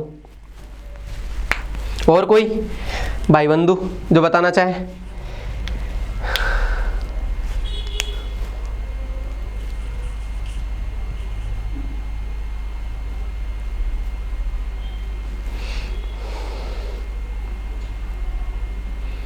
नहीं बता रहा? अगर नहीं पता है तो ये बोल दो यार फटाक से, बस कमेंट कर दिया करो ताकि हम लेक्चर को ज्यादा लंबा नहीं खींच पाए ऐसे। लॉर्ड वेलेजली बेचारा भस्म हो गया है, मर गया है अब तक तो, है ना, राख भी नहीं बची उसकी। लॉर्ड वेलेजली जो है ना मर गया है, थोड़ा सा तो दिमाग लगाओ स्वाति। लॉर्ड वेलेजली जा चुका है, मर चुका है। सर आप ऐसे क्वेश्चंस पूछते हैं जो हमें सुने भी नहीं होते हैं। अच्छा ये बेटा बहुत ज़्यादा सिंपल क्वेश्चन है, अभी तो मैंने टफ तो पूछना स्टार्ट ही नहीं किया है। बेंटिंग बहुत बढ़िया, बहुत बढ़िया। चलो ठीक है, हमी को बताना पड़ेगा भैया ना। एंड्रयू फ्रेजर नाम है उसका, क्या नाम है? Andrew Fraser. एंड्रयू फ्रेजर, कल भी तो आया था आपके सामने, एक फ्रेजर का नाम है ना, वो फ्रेजर नहीं है लेकिन याद रखना, नहीं तो आप लोग मेरे से लड़ने लग जाओगे सर एंड्रयू फ्रेजर भी तो मर जाएगा इतनी देर में। तो एंड्रयू फ्रेजर लेकिन कनेक्ट कर लिया करो आप लोग कि एंड्रयू फ्रेजर कहाँ पे काम आ रहा है ना, तो ये बुंदेला विद्रोह में भी काम आएगा एक, है ना, लेकिन वो दूसरा है और ये दूसरा है। नहीं तो आप बोलोगे, लड़ोगे मेरे से कि सर ये एंड्रयू फ्रेजर यहाँ पे भी तो वापस मतलब बूढ़ा था तो जवान फिर से हो गया क्या? नहीं भैया, अलग अलग नाम रहते हैं लोगों के, ठीक है। तो ये एंड्रयू फ्रेजर अलग है, लेकिन इसने सुझाव दिया था कि भाई बंगाल का विभाजन कर दिया जाए, पूर्वी और पश्चिमी बंगाल, तो बंगाल का विभाजन कर दिया जाता है, ठीक है, 1905 में। अब इसका प्रभाव एमपी के ऊपर क्या पड़ेगा, क्योंकि हम लोग तो इंडिया के अकॉर्डिंग तो पढ़ नहीं रहे, तो एमपी के अकॉर्डिंग इसका प्रभाव कैसे पड़ेगा भाई? तो ध्यान रखना, एक संस्था बना दी जाती है बेटा 1905 में, एक संस्था का निर्माण कर दिया जाता है, सृजन कर दिया जाता है बेटा, याद रखना 1905 में। और 1905 में एक संस्था का नाम होता है बेटा, याद रखना आप लोग, सेंट्रल प्रोविंस। देखो हमारा नाम ही है, हमारे फर्स्ट पार्ट का नाम क्या है? सेंट्रल प्रोविंस, तो याद हो जाएगा इतना, सेंट्रल प्रोविंस। एंड बरार भी नाम कर दिया है, तो एंड बरार भी नाम रख दो अब, क्योंकि बरार को जोड़ दिया गया है, ठीक है भैया। इसमें आगे जोड़ो प्रांतीय सभा, बस प्रांतीय सभा। तो देखो जरा इसका नाम कितना शानदार हो गया, आप प्रांतीय सभा याद करना है बस, इतना बड़ा नाम है। नहीं तो देखो सेंट्रल प्रोविंस एंड बरार प्रांतीय सभा, इतना बड़ा नाम है, केवल छोटा कर दिया हमने। सेंट्रल प्रोविंस एंड बरार नाम है पूरे पहले से, और उसमें प्रांतीय सभा जोड़ दिया हमने, है ना, तो केवल और केवल इतना सा है, ठीक है। तो ये इसकी जो स्थापना करता है बेटा, याद रखना, इसकी जो स्थापना करता है, जो मतलब फाउंडेशन जो है, फाउंडर जो है, वो याद रखना कौन है बेटा? दादा साहब खापर्डे, दादा साहब खापर्डे। आप बोलोगे सर इससे पहले कहां गए थे? क्योंकि बेटा ये बरार के हैं बेचारे, ये कहां के हैं? बरार के हैं। और बरार कब आया? 1903 में आया, तो बेचारे बरार से आए हैं ये, तो बरार से इसलिए आए, तो बरार से अपन लोग इनका फाउंडर अब जाकर के एमपी के इतिहास में ये जाकर के अब आईएमपी होंगे, तो खापर्डे। इनको याद रखना बेटा, छोटा तिलक बोला जाता है ना, छोटा तिलक। छोटा तिलक का मतलब समझ गया ना, स्मॉल तिलक, मतलब बाल गंगाधर तिलक की बात ही बेटा, ये भी बहुत तेज थे, है ना, इसलिए इनको बोला जाता है मध्य प्रांत, है ना, मध्य प्रांत का। अब आप बोलोगे सर ये तो बरार में आता है, लेकिन हमने बेटा मध्य प्रांत का बोल दिया इसको, जब मध्य प्रांत में जाकर के और ज्यादा ये जाकर के क्रांतिकारी कार्य करते हैं, इसलिए इनको बोल दिया जाता है क्या बेटा? याद रखना, मध्य प्रांत का छोटा तिलक, है ना, छोटा तिलक, छोटा तिलक, स्मॉल तिलक, जो भी बोलना आप लोगों की मर्जी है, लेकिन याद रखना इनको एमपी का तिलक कहा जाता है ना, कुल मिला के एमपी का तिलक भी बोल लो, क्योंकि तिलक जी का जन्म कहां हुआ था बेटा? महाराष्ट्र में हुआ था, तो हमारे एक भी तिलक और लेके आ जाओ तो एमपी का तिलक बोला जाता है। कोई भरोसा नहीं है, क्वेश्चन पूछ ले आपसे, है ना, छोटा तिलक पूछ ले, स्मॉल तिलक पूछ ले, एमपी का तिलक पूछ ले, मध्य भारत का तिलक पूछ ले, जो भी पूछ ले, कोई टेंशन नहीं हमें, हम बता देंगे, ठीक है। तो इनको याद रखना बेटा। और इसका पहला अधिवेशन याद रखना बेटा कहां हुआ था? तो इसका पहला अधिवेशन हुआ था, याद रखना बेटा, नागपुर में हुआ था। कहां हुआ था? नागपुर में, नागपुर में हुआ था, जिसकी अध्यक्षता भी इनने की थी बेटा, है ना, अध्यक्षता भी किसने की थी?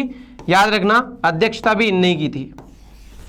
अब जैसे जैसे आपका किसका सेंट्रल प्रोविंस एंड बरार प्रांतीय सभा का नाम आता जाएगा बेटा, आगे आगे जैसे बढ़ते जाएंगे, 2-3 जगह पे इसका नाम आता जाएगा, ठीक है, क्योंकि इसके अधिवेशन होंगे बेटा, क्या होंगे? इसके भी अधिवेशन होंगे। जिस प्रकार से कांग्रेस के अधिवेशन चल रहे हैं, उसी प्रकार से सेंट्रल प्रोविंस एंड बरार प्रांतीय सभा के भी क्या होंगे बेटा? गठन, मतलब पढ़ना पड़ेगा हमको अधिवेशन, ठीक है। तो 2 या 3 जगह पे आएंगे, बीच वाले तो ज्यादा इतने आईएमपी नहीं रहेंगे, लेकिन जहां जहां पे आईएमपी रहेगा बेटा, वहां वहां पे हमें ध्यान रखना पड़ेगा। जैसे इसका पहला ही अधिवेशन या दूसरा तीसरा ही अधिवेशन हमें ध्यान रखना पड़ेगा, कब? 1907 में हो रहा है, ठीक है। कब हो रहा है? 1907 में हो रहा है, ठीक है। तो ध्यान रखना है 1907 का जो है इनका कौन सा हो रहा है? अधिवेशन हो रहा है, ठीक है, 1907। और आर एन मधुलकर क्या करेंगे बेटा इसमें? आर एन मधुलकर जो है क्या करेंगे? आपके अध्यक्षता करेंगे। चलो देखो जरा, 1907 है ना, इसकी बात कर रहा हूं, 1907 में। कहानी सुनना, बहुत अच्छी कहानी है, बहुत मजा आएंगे। 1907 में बेटा किसका? CP and Berar, CP and Berar B लिख दिया मैंने ना, सीपी एंड बरार जो है आपकी कौन सी? प्रांतीय परिषद, है ना, प्रांतीय सभा, सॉरी। तो प्रांतीय को अपन लोग मान लो जो स्टेट असेंबली का नाम लिख दिया मैंने, है ना। तो याद रखना बेटा इसका कौन सा? थर्ड वाला, क्योंकि 5 में इसका गठन हुआ, तो ऑब्वियस सी बात है 5 में कौन सा होगा? पहला, ठीक है। 6 में कौन सा होगा? दूसरा, और 7 में कौन सा हो जाएगा? तीसरा। तो थर्ड वाला है, थर्ड वाला है बेटा। इसकी याद रखना बेटा रायपुर, रायपुर मतलब छत्तीसगढ़ वाला, छत्तीसगढ़ की जो राजधानी है आज के टाइम पर। लेकिन उस टाइम पे छत्तीसगढ़ भी हमारे इसमें आता था पहले एमपी में, है ना, आपको पता है 1 नवंबर 2000 को बाद में छत्तीसगढ़ अलग हो रहा है। तो याद रखना रायपुर में बेटा इसका क्या हो रहा है? अधिवेशन हो रहा है। रायपुर में क्या हो रहा है बेटा? अधिवेशन हो रहा है। और रायपुर में अधिवेशन के दौरान यहाँ पे अध्यक्षता कौन करेगा? तो अध्यक्षता कर रहे हैं बेटा कौन? मधोलकर, मधोलकर, या मुधोलकर, जो भी लिखना हो, मुधोलकर, MV मुधोलकर इनका नाम है, मुधोलकर। ठीक है, और इनने क्या किया बेटा, हरि सिंह गौर जी को, क्या नाम है, हरि सिंह गौर को, हरि सिंह गौर को आमंत्रित करते हैं कि साहब आप हमारी सीपी एंड बरार में एक काम करो, हमारी सीपी एंड बरार में आ जाइए आप। ठीक है, तो इनका स्वागत किया जाता है बेटा हरि सिंह गौर का कि हमारी इसमें आ जाइए। तो ये आ जाते हैं 1907 में। कब आ रहे हैं, 1907 में, और ये आ जाते हैं बेटा। ठीक है, अब फाइनली देखो जरा बात सुनना अच्छी तरीके से, इसकी कहानी सुनना, बताता हूं डायरेक्टली, इधर ही लिख करके नहीं बताऊंगा, बाद में लिख करके बता दूं। 1907 में थर्ड अधिवेशन हो रहा है, किसका हो रहा है, सीपी एंड बरार प्रांतीय सभा का। सीपी एंड बरार प्रांतीय सभा का क्या हो रहा है बेटा, अधिवेशन हो रहा है। और अधिवेशन में जो अध्यक्षता कर रहा है वो कौन कर रहा है, याद रखना, MV मुधोलकर जी। ठीक है, MV मुधोलकर जी। तो MV मुधोलकर जी क्या कर रहे हैं बेटा, अध्यक्षता कर रहे हैं, और अध्यक्षता में किसको बुला रहे हैं, हरि सिंह गौर को, कि आप हमारी पार्टी को ज्वाइन कर लीजिए, मतलब स्वागत के रूप में। किनका स्वागत कर रहे हैं, हरि सिंह गौर का। अब कांग्रेस में बेटा दो अधिवेशन या दो क्या थे, दल थे, एक था नरम दल और एक था गरम दल। एक था नरम और एक था गरम। नरम का मतलब हम लोग अंग्रेजों के साथ में कैसे काम करेंगे, हम लोग अंग्रेजों के साथ में उदारता के साथ में काम करेंगे। ठीक है, अगर थप्पड़ इधर लगाएंगे तो दूसरा गाल और आगे कर लेंगे, भैया इधर भी लगा दो, एक काम करो। तो ये थे नरम दल वाले। और नरम दल वाले व्यक्ति कौन कौन थे, याद रखना बेटा, हमारी कांग्रेस में, MP की कांग्रेस में दोनों नरम दल के व्यक्ति हो गए। अब कौन कौन, एक हरि सिंह गौर जी और दूसरे मुधोलकर जी, ये दोनों नरम दल वाले व्यक्ति है। और दूसरा जो व्यक्ति है बेटा, जिसने इस संस्था का सृजन किया है, जिसने इस संस्था का क्या है बेटा, फाउंडर है, उसका नाम क्या है, उस व्यक्ति का नाम है दादा साहेब खापर्डे। ठीक है, दादा साहब खापर्डे ने यहां पे बोला कि भैया वंदे मातरम, जब भी ये हमारा अधिवेशन जब होगा, जब हम लोग वंदे मातरम का क्या करेंगे, नारा लगाएंगे। क्या लगाएंगे, वंदे मातरम का नारा लगाएंगे। तो इन दोनों को, जो बेचारे गरम दल के व्यक्ति है, इन दोनों को ऐसा लगा कि यार अपन अंग्रेज विरोधी काम नहीं करेंगे, क्योंकि वंदे मातरम का अगर नारा लगाएंगे तो ये क्या हो जाएगा, बहुत ज्यादा लफड़ा हो जाएगा, है ना। और इस टाइम पे क्या चल रहा है बेटा, 1905 में बंगाल विभाजन हो चुका है। तो याद हो तो आप लोगों को, याद हो स्वदेशी आंदोलन चला लो या बंग भंग आंदोलन चला लो, है ना। बंग भंग मतलब बंगाल विभाजन, बंग भंग, भंग का मतलब होता है विभाजन, तोड़ना। ठीक है ना। तो या तो बंग भंग बोल दो या स्वदेशी बोल लो, या फिर उसको क्या बोल रहे अपन लोग, रक्षाबंधन आंदोलन, है ना। क्योंकि रक्षाबंधन आंदोलन की जो संज्ञा दी थी वो किसने दी थी, रविन्द्रनाथ टैगोर ने दी थी, है ना। कि हिंदू और मुस्लिम लोग क्या करें इस बंगाल विभाजन को, क्योंकि जो पूर्वी बंगाल की बात करेंगे वहां पे ज्यादातर बांग्लादेश कम्युनिटी है, मतलब वहां पे कौन रहेंगे, ज्यादातर मुस्लिम लोग रहेंगे। और पश्चिमी बंगाल की साइड जाएंगे तो पश्चिमी बंगाल में याद रखना बेटा, वहां पे हिंदू लोग भी ज्यादातर रहेंगे। ठीक है, तो दोनों को अलग अलग कर रहे हैं कुल मिला के। तो उनने क्या बोला था, पंडित रविन्द्रनाथ टैगोर ने क्या बोला था बेटा, याद रखना, इसको बोला था रक्षाबंधन आंदोलन, कि जाकर के एक मुस्लिम भाई एक हिंदू भाई के क्या करेगा बेटा, कलाई पे राखी बांधेगा। तो इसके कितने नाम हो गए, 3 नाम हो गए। और ये क्या कर रहे हैं बेटा, वहां पे आग का काम कर रहे हैं कि वंदे मातरम आप बोलो, आप क्या करो, वंदे मातरम बोलो। तो वंदे मातरम जब बोलेंगे तो इन्हें मना कर दिया जाता है। तो इनके बीच में कहीं ना कहीं फूट को लेकर के कहां जाते हैं, सूरत में जाते हैं। तो ये भी कारण था एक तरीके से बेटा कि सूरत की फूट होना अवश्य संभावी था, ऐसा मेरा मानना है कुल मिलाकर के, है ना तो इतिहास में कहीं पे लिखा हुआ है, लेकिन यही मामला था बेटा कि वहां पे वंदे मातरम, क्योंकि यहां जो है गरम दल और नरम दल दोनों के विचार जो है आपस में टकराते थे। और आपको पता भी होगा जब कांग्रेस की स्थापना हो रही थी 1885 में, समझना जरा 1885 में, तो शुरुआत के 20 सालों का काल जो था बेटा वो नरम दल का काम था, नरम दल वाले व्यक्तियों का काम था। और बाकी का जो अगला 20 साल था बेटा वो किसका था, गरम दल वाले व्यक्तियों का काम था। तो उन्होंने बोला कि भैया नरम दल वाले क्या करते थे बेटा, देखो सुनो, कांग्रेस में नरम दल वाले व्यक्ति करते थे पूरे साल भर इस संस्था को, कांग्रेस को ऐसा बोला जाता था बेटा, इस संस्था का भी याद रखना, कांग्रेस एक ऐसी संस्था है जो साल भर में केवल एक दिन जिंदगी होती है और बाकी दिन मृत्यु के समान है। याद रखना क्या कोटेशन है कांग्रेस के बारे में, कांग्रेस केवल वन डे, केवल एक दिन के लिए जिंदा रहती है बस, और बाकी दिन मर जाती है, मृत के समान है। याद रखना, ये कोटेशन को ध्यान रखना, कांग्रेस के लिए कोटेशन बोला जाता है। तो ये एक दिन में पच करके बेचारे क्या करते थे, पूरा प्रोपेगेंडा अपना तैयार करते थे, एक पत्र तैयार करते थे जिसमें अपनी मांगों को लिखते थे कि हमको ये चाहिए, ये चाहिए, ये चाहिए। और लॉर्ड डफरिन या कोई भी जो कर्जन वर्जन वगैरह है उस टाइम पे, वो जाएगा और फटाक से उसको क्या कर देगा, डस्टबिन में डाल देगा। इनकी सुनना नहीं है, अगर कोई भी ऐसा है जो अंग्रेज विरोधी है उनके ऊपर विचार कर लिया जाता था, अच्छा ये लोग यहाँ पे विद्रोह करने वाले हैं।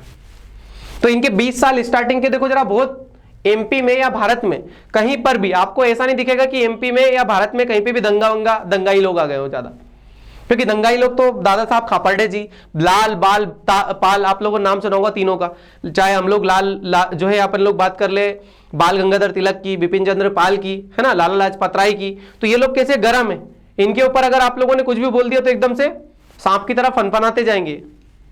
तो अगला जो 20 साल आएगा देखो, तो इसमें क्या होगा बेटा, उतार चढ़ाव वाला काल है। देखो 5 से लेकर के तो 25 तक का कौन कौन सी घटना हो गई देखो जरा, चाहे आप लोग कौन सा बंगाल विभाजन को देख लो, इन्हीं के आने से स्टार्ट हो गया है। उसके बाद देखोगे आप लोग जलियांवाला बाग हत्याकांड इन्हीं की वजह से स्टार्ट हो गया है। चाहे 1922 का आप लोग देख लो जरा, चोरा चोरी घटना देख लो, चाहे 1924 का काकोरी षड्यंत्र देख लो, तो सारे उथल पुथल वाले काम जो है वो किनके उसमें आए थे, इनके, क्योंकि ये लोग चाहते थे कि भैया अंग्रेज केवल और केवल हमारा शोषण कर रहे हैं और हम लोग जब तक इनसे लड़ेंगे नहीं तब तक क्या नहीं कर पाएंगे। क्लियर है? तो ध्यान रखना, ये थोड़ा सा आप लोग का माइंड मेकअप मैंने करवा दिया है कि किस प्रकार से आप लोगों को थोड़ा ध्यान रखना है कहां कहां पर। तो यहां पर क्या बोलते हैं बेटा, कौन, दादा साहब खापर्डे जी, दादा साहेब खापर्डे जी ये बोलते हैं, क्या बोलते हैं कि वंदे मातरम बोलो, वंदे मातरम बोलो। और ये वंदे मातरम के चक्कर में इतनी बड़ी कहानी कर दी अपन ने भी, है ना, क्योंकि इनने भी ज्यादातर पिनका दी एकदम से। तो ध्यान रखना है अपने को, जो है वंदे मातरम बोला गया और यही कहानी की वजह से 1907 में, क्योंकि यहां पे भी देखो जरा 1907 में हो रहा है और वहां पे भी जाकर के 1907 में अध्यक्ष पद के लिए बाद में विवाद हो जाएगा और दोनों क्या हो जाएंगे, अलग हो जाएंगे, जो कि बाद में कब ऐड होंगे, 1916 के लखनऊ पैक्ट में अधिवेशन में। और उस टाइम पे भी इनका क्या होगा बेटा, एक अधिवेशन होगा। क्लियर है? इनका फिर वापस से अधिवेशन होगा। तो चलिए, इतनी कहानी अगर आप लोगों को क्लियर हो गई हो तो मुझे बता दीजिए कि हाँ सर हमें समझ में आ गया है।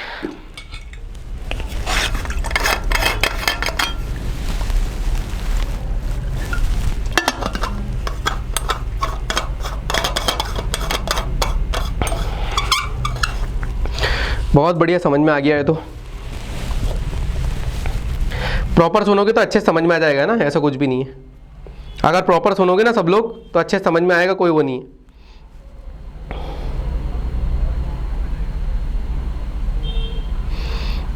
जो लोग नए आए आज उन लोगों को समझ में तो आ रहा ना कि हाँ सर प्रॉपर समझ में आ रहा हमें। बहुत मेहनत करना पड़ती है भाई, है ना, एमपी में बहुत ज़्यादा, क्योंकि एमपी की हिस्ट्री इतनी खतरनाक वाली है ना कि पूछो मत इसमें।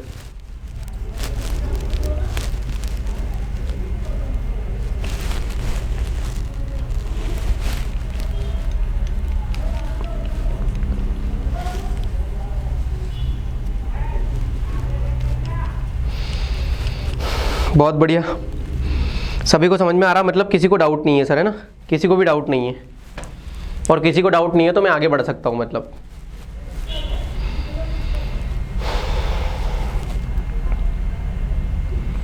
कोई डाउट नहीं है।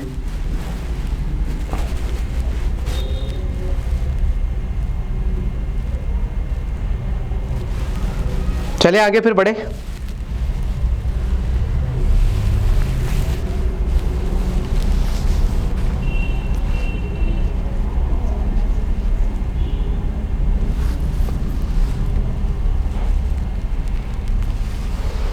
चलिए आगे बढ़ रहे हैं बेटा, है ना, आगे बढ़ रहे हैं हमें ना।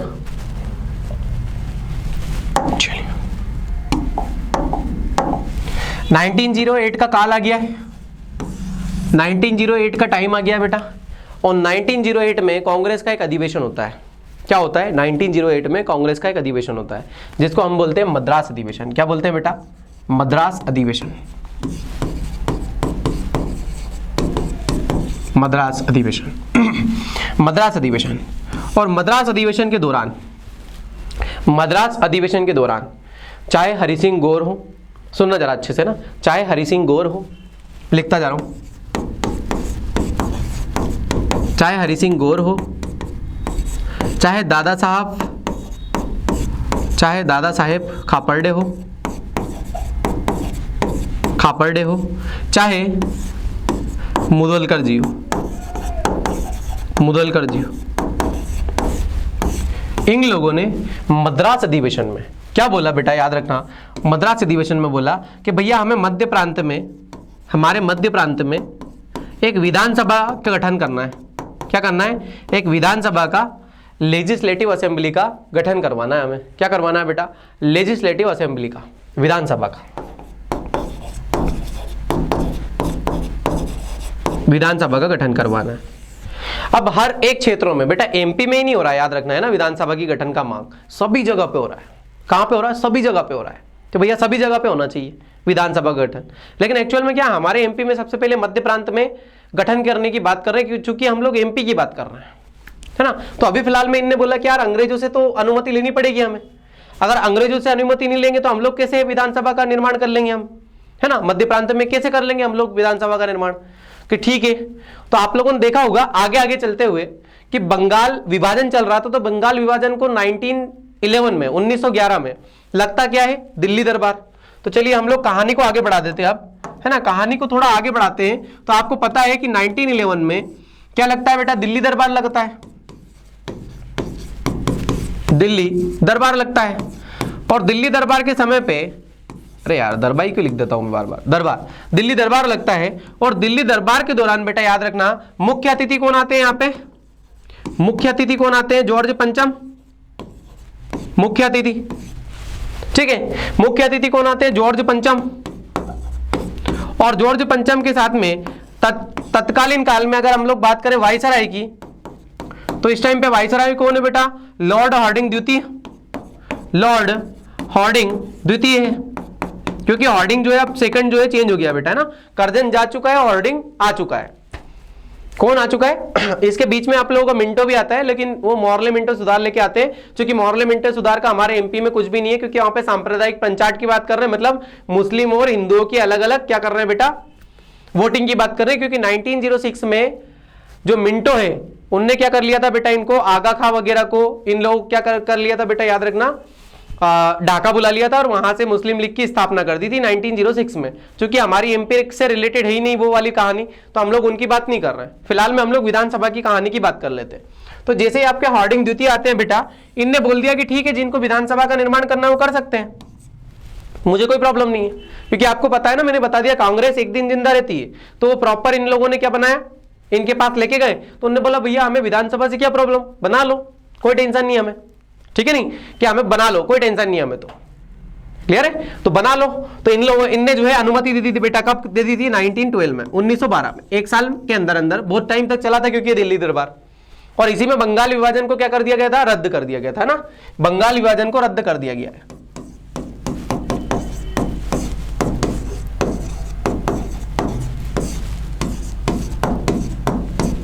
बंगाल विभाजन को क्या कर दिया बेटा? बंगाल के डिस्प्यूट को क्या कर दिया बेटा? एक तरीके से डिसॉल्व कर दिया है।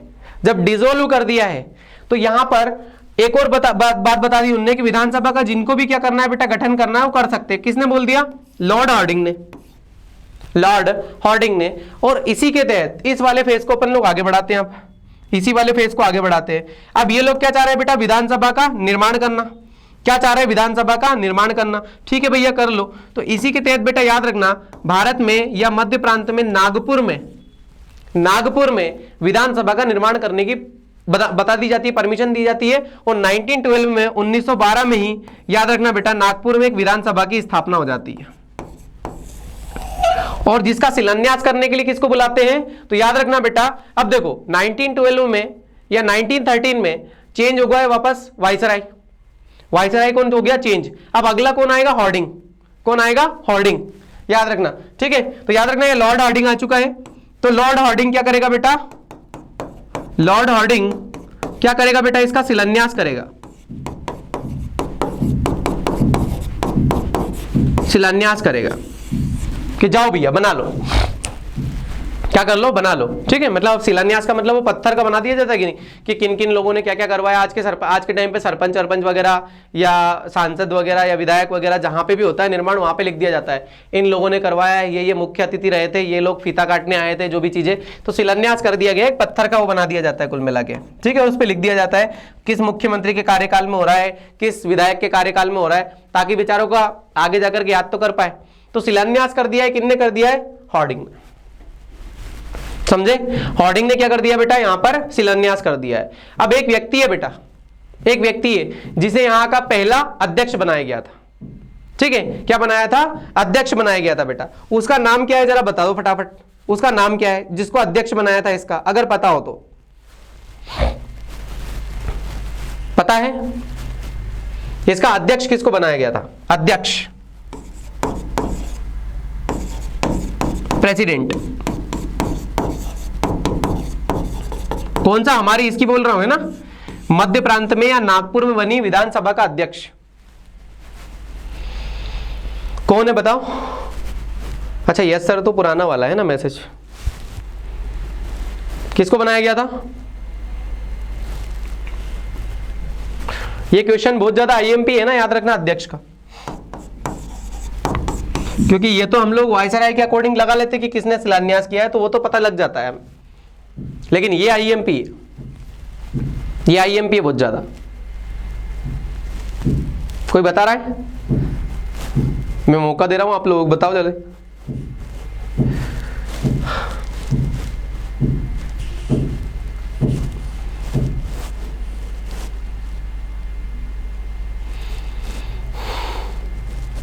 नहीं पता, अरे बताओ यार,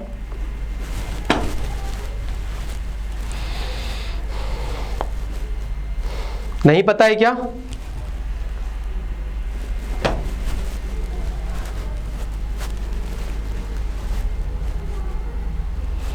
आप लोग कमेंट ही नहीं कर रहे हो ना, छोड़ो मैं ही बता देता हूं, मैंने सोचा आप लोग बताओगे, आप लोगों को पता होगा तो।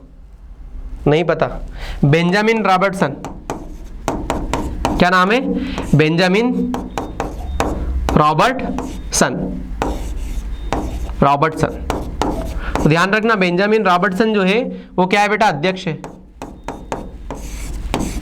बेंजामिन रॉबर्टसन जो है अध्यक्ष है किसका, एमपी में जो विधानसभा भवन बनाया गया है, कब बनाया गया है, 1912 में, ठीक है, जिसका शिलान्यास कर रहे हैं हम लोग, और इसका जो है याद रखना बेटा अध्यक्ष बनाया गया था, वो किसको बनाया गया था, बेंजामिन रॉबर्टसन को बनाया गया था, बेंजामिन रॉबर्टसन, तो इनका ध्यान रखना है यार।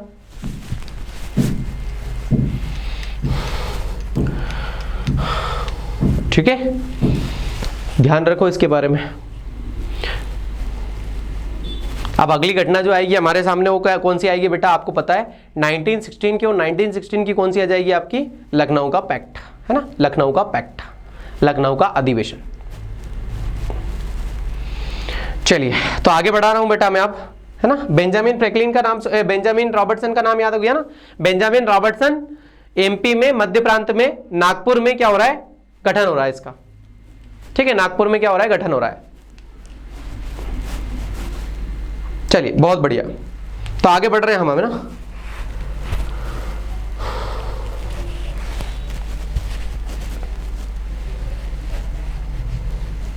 होम रूल लीग है ना, होम रूल लीग,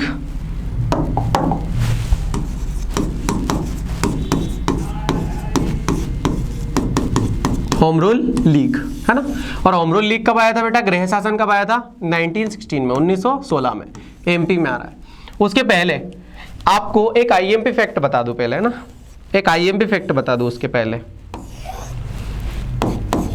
ये आईएमपी फैक्ट एमपी का क्या है बेटा, याद रखना, अगर आपसे क्वेश्चन ये पूछ लिया जाए कि मध्य प्रदेश में, क्या पूछ लिया जाए, मध्य प्रदेश में सबसे पहले राष्ट्रीय चेतना का विकास कहां हुआ था, राष्ट्रीय चेतना का या राष्ट्रीय आंदोलन की शुरुआत कहां से हुई थी, एमपी में, मध्य प्रदेश में राष्ट्रीय आंदोलन की शुरुआत कहां से हो रही है, तो याद रखना बेटा एमपी का जिला है शिवनी, शिवनी वहां से हो रही है बेटा, याद रखना वहां से, तो शिवनी जिले का ध्यान रखना आप लोगों को, शिवनी जिले से एमपी में राष्ट्रीय चेतना का विकास हो रहा है, मतलब अब हम लोग आंदोलन करने के लिए तत्पर हो रहे हैं कुल मिला के। तो याद रखना ये वाला फैक्ट बहुत ज्यादा आईएमपी आता है आप लोगों के लिए, इसलिए मैंने बता दिया आप लोगों को कि जितना ज्यादा आईएमपी उतना ज्यादा शिवनी आप लोगों के लिए आईएमपी है। तो शिवनी में जो है राष्ट्रीय चेतना का विकास हो रहा है। अब होम रूल लीग की बात करेंगे बेटा, तो होम रूल लीग को आपको पता है किस किसने चलाया था, दो लोगों ने चलाया था होम रूल लीग को, भारत में दो लोगों ने चलाया था, क्या क्या नाम था आपको पता है, एनी बेसेंट ने, एनी बेसेंट, इनकी ये भी एक उपाधि है बेटा, याद रखना है ना, इनकी भी उपाधि है। और एक व्यक्ति कौन थे आपके, बाल गंगाधर तिलक जी, बाल गंगाधर तिलक जी।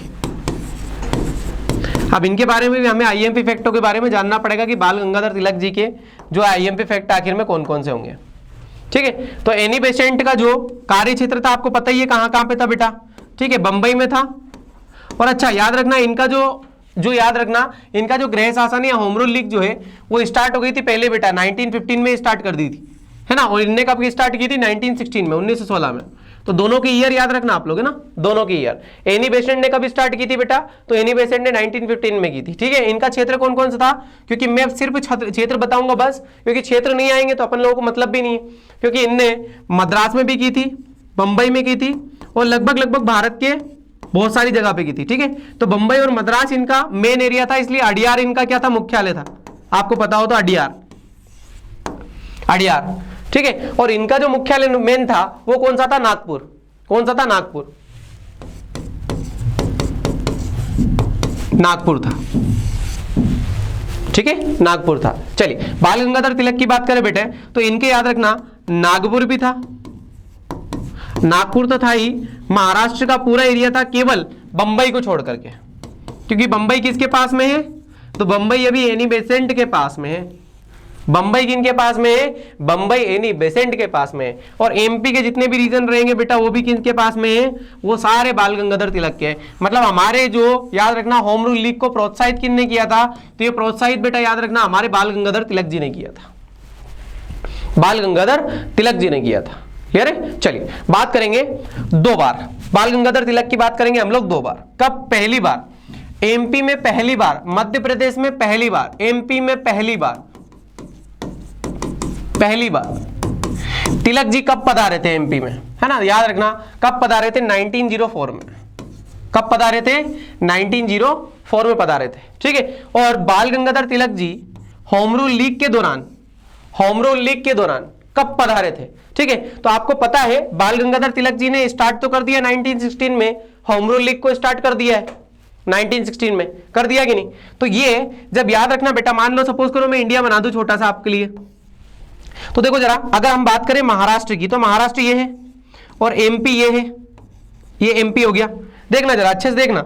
और अगर हम लोग बात करें बेटा यूपी की, तो यूपी कहां आता है, यहां पे, समझना जरा अच्छे से, है ना, बराबर प्रॉपर दिख रहा है ना सबको। देखो महाराष्ट्र के हैं और आपको पता है 1916 में क्या हो रहा है बेटा, अधिवेशन हो रहा है कि नहीं, बताओ जल्दी हाँ या ना। 1916 में यूपी में कांग्रेस का अधिवेशन हो रहा है, 1916 में यूपी में, कहां पे, यूपी में, और कहां पर, लखनऊ में। लखनऊ पैक्ट का आपने नाम भी सुना होगा, लखनऊ पैक्ट बोला जाता है। तो लखनऊ में अधिवेशन हो रहा है जिसकी अध्यक्षता कौन कर रहे हैं, अंबिका चरण मजूमदार, एसी मजूमदार। कौन कर रहे हैं, एसी मजूमदार, अंबिका चरण मजूमदार। देखो जरा कहानी सुनना, एसी मजूमदार। तो अंबिका चरण मजूमदार क्या कर रहे हैं बेटा, अधिवेशन की अध्यक्षता कर रहे हैं। तो इनको जाना कहां से, महाराष्ट्र से जाना है, और कहां पहुंचना है, यूपी जाना है। तो यूपी जाते जाते बीच में क्या पड़ जाएगा, जबलपुर। तो एमपी में पड़ गया क्या, जबलपुर। ये भैया लिख दिया मैंने जबलपुर, तो एमपी में जबलपुर बन गया है। ठीक है, तो बेटा एमपी में याद रखना कहां से स्टार्ट की गई थी, एमपी में कहां से होम रूल लीग को स्टार्ट किया गया था, तो याद रखना जबलपुर से स्टार्ट की गई थी। किसको, एमपी में, प्रॉपर एमपी की बात कर रहा हूं, प्रॉपर एमपी की। तो प्रॉपर एमपी में कहां से स्टार्ट किया गया था, तो याद रखना बेटा प्रॉपर एमपी में स्टार्ट किया गया था जबलपुर से। क्यों, क्योंकि जब रास्ते में जा रहे थे तो महाराष्ट्र के बाद में एमपी आता है, फिर क्या आता है बेटा, यूपी। ठीक है, तो ये अपने होम रूल लीग के जितनी भी चीजें हैं उनको लेकर के जा रहे थे, कहां, तो जबलपुर में बीच में मिले। तो जबलपुर में क्या कर रहे हैं बेटा, स्थापना कर रहे हैं। ठीक है, स्थापना कर रहे हैं, याद रखना, है ना, क्या कर रहे हैं, स्थापना, एमपी में। ठीक है, और इसका प्रेसिडेंट बना रहे हैं, अध्यक्ष बना रहे हैं वकील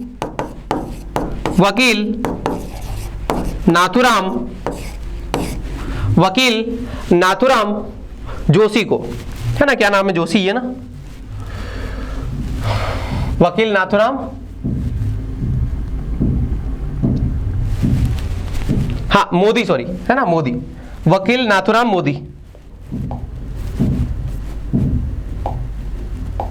वकील नाथुराम मोदी को इसके अध्यक्ष बनाया था। और इसी से प्रेरित होकर नाथुराम मोदी ने, ध्यान रखना, इसी से प्रेरित होकर, किनसे? बाल गंगाधर तिलक से प्रेरित होकर जबलपुर में स्थापना करवा दिया। अध्यक्ष किसको बनवा दिया? नाथुराम मोदी को। किसने? तिलक जी ने। किसने? तिलक जी ने। और तिलक जी ने जैसे ही बनाया बेटा, तो याद रखना नाथुराम मोदी भी कहां जाते हैं? कटनी में। और कटनी में क्या कर देते हैं बेटा? याद रखना होम रूल लीग की स्टार्टिंग कर देते हैं। कटनी में होम रूल लीग की स्टार्टिंग कर देते हैं। फिर बाद में आप लोग देखोगे बेटा कि नागपुर भी एक क्षेत्र आता है एमपी के अंतर्गत। क्या आता है? नागपुर भी। तो नागपुर से दादा साहब खापर्डे स्टार्टिंग करते हैं। कौन करते हैं? दादा साहब खापर्डे। नागपुर से दादा साहब खापर्डे कर रहे हैं, दादा साहेब खापर्डे कर रहे हैं। अलग अलग जगह पर अलग अलग होम रूल लीग की स्थापना होती है बेटा एमपी में। पहले बता दूं आप लोगों को, अलग अलग जगहों पे अलग अलग टाइम पर एमपी में स्टार्टिंग होती है। जैसे 1916 की बात करें बेटा तो कटनी में हो रही है, 1916 में कटनी में हो रही है, याद रखना बेटा। ठीक है, 1917 में, 1917 में याद रखना बेटा सागर में हो रही है। ठीक है, 1916 में याद रखना बेटा होशंगाबाद में हो रही है, होशंगाबाद में हो रही है। तो ये कुछ जगह याद रखना बेटा आपको। 1917 में सागर, 1916 में होशंगाबाद, 1916 में कटनी, 1916 की बात करेंगे बेटा तो जबलपुर में, 1916 में जबलपुर में। तो अलग अलग जगहों पर अलग अलग टाइम पर, 1916 में ही नागपुर में, 1916 में नागपुर में, ध्यान रखना। तो ये नागपुर में किसने स्टार्टिंग की है? कटनी में किसने स्टार्टिंग की है? कौन सबसे पहले अध्यक्ष है? तो इनके बारे में ध्यान रखना आपको। होम रूल लीग खत्म, होम रूल लीग खत्म। लेकिन ये जब आप लोगों का क्या पता है लखनऊ पैक्ट होता है, लखनऊ पैक्ट होता है, तो इसी बात को लेकर के मैंने बताया था आप लोगों को कि दादा साहब खापर्डे ने, क्या बताया था मैंने आप लोगों को? दादा साहब खापर्डे ने एक संस्था के सृजन किया है। कब किया है आप लोगों को पता है बेटा? कब किया था? दादा साहब खापर्डे ने एक संस्था का सृजन किया है 1905 में, 1905 में, जिसका नाम है सेंट्रल प्रोविंस एंड बरार प्रांतीय सभा। नाम आपको पता ही है, सेंट्रल प्रोविंस एंड बरार प्रांतीय सभा। और प्रांतीय सभा में याद रखना बेटा, इसका पहला अधिवेशन की जो अध्यक्षता की थी वो तो दादा साहब खापर्डे ने कर ली थी। क्यों? क्योंकि वो खुद ही अध्यक्ष और उनको खुद ने संभाल लिया। तीसरी वाली मैंने बता दी थी आपको, तीसरी 1907 में होती है, जो सीपी एंड बरार और सूरत की फोटो टाइप डालेंगे। कौन अध्यक्ष थे आपको पता ही है? एन बी मुदोलकर, है ना। तो इनने सारी चीजें कर ली है। अब इसका अधिवेशन 1916 में भी होगा, ये लास्ट टाइम है इसका। ठीक है, लास्ट टाइम है। तो चलो जरा इसका अधिवेशन देख ले हम, इसका अधिवेशन कर देख ले। क्या नाम है संस्था का? संस्था का नाम है, याद रखना, संस्था का नाम है बेटा CP and Berar, CP and Berar प्रांतीय सभा नाम है संस्था का। इस संस्था का नाम है सीपी एंड बरार प्रांतीय सभा, है ना। इसका अधिवेशन जो हो रहा है बेटा वो कौन सा हो रहा है? याद रखना आप, कहां पे हो रहा है? याद रखना बेटा, इसका अधिवेशन जो है, इसका अधिवेशन जो है 1916 में हो रहा है, 1916 में हो रहा है, याद रखना 1916 में हो रहा है। जिसकी अध्यक्षता कौन करेंगे? हरि सिंह गौर जी। ठीक है, हरि सिंह गौर जी, हरि सिंह गौर जी। अब ये हरि सिंह गौर जी बेटा याद रखना जो अध्यक्षता कर रहे हैं, इसमें सबसे जो मेन पॉइंट आएगा, सबसे जो मेन पॉइंट आएगा बेटा, इनने औपनिवेशिक स्वराज की मांग कर दी है। इसमें क्या कर दी है? औपनिवेशिक स्वराज की मांग।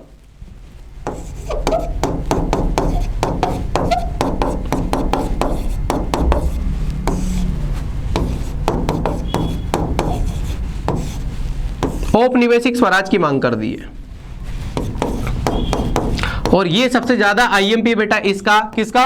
सीपी एंड बरार प्रांतीय सभा का सबसे ज्यादा आईएमपी फैक्ट है। तो औपनिवेशिक स्वराज की मांग 1916 में करना किसके द्वारा? हरि सिंह गौर के द्वारा। कहां पर? याद रखना बेटा, सीपी एंड बरार प्रांतीय सभा का जो आयोजन होता है बेटा वो कहां पर होता है? इसका 1916 में नागपुर में, नागपुर में।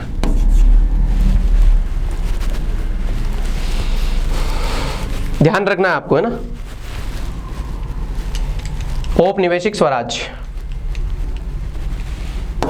स्वराज को अपन लोग क्या वो इंडिपेंडेंट, कौन सा वाला इंडिपेंडेंट है? औपनिवेशिक स्वराज। इन इंग्लिश क्या है इसका औपनिवेशिक स्वराज? जल्दी बताओ।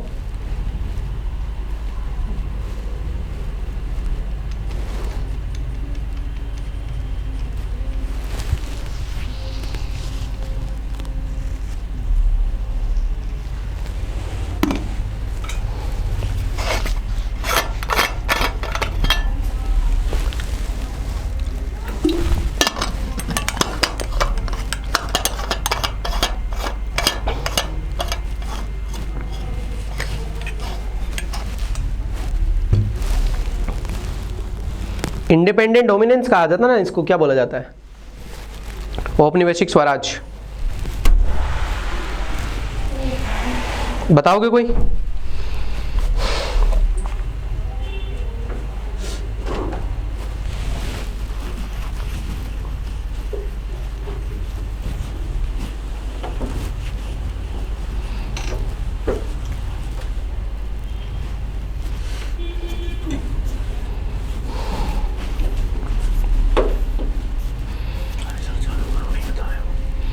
चलिए स्टार्ट करें फिर आगे। क्लियर है सबका? ये बता दो जरा फिर, स्टार्ट कर दे।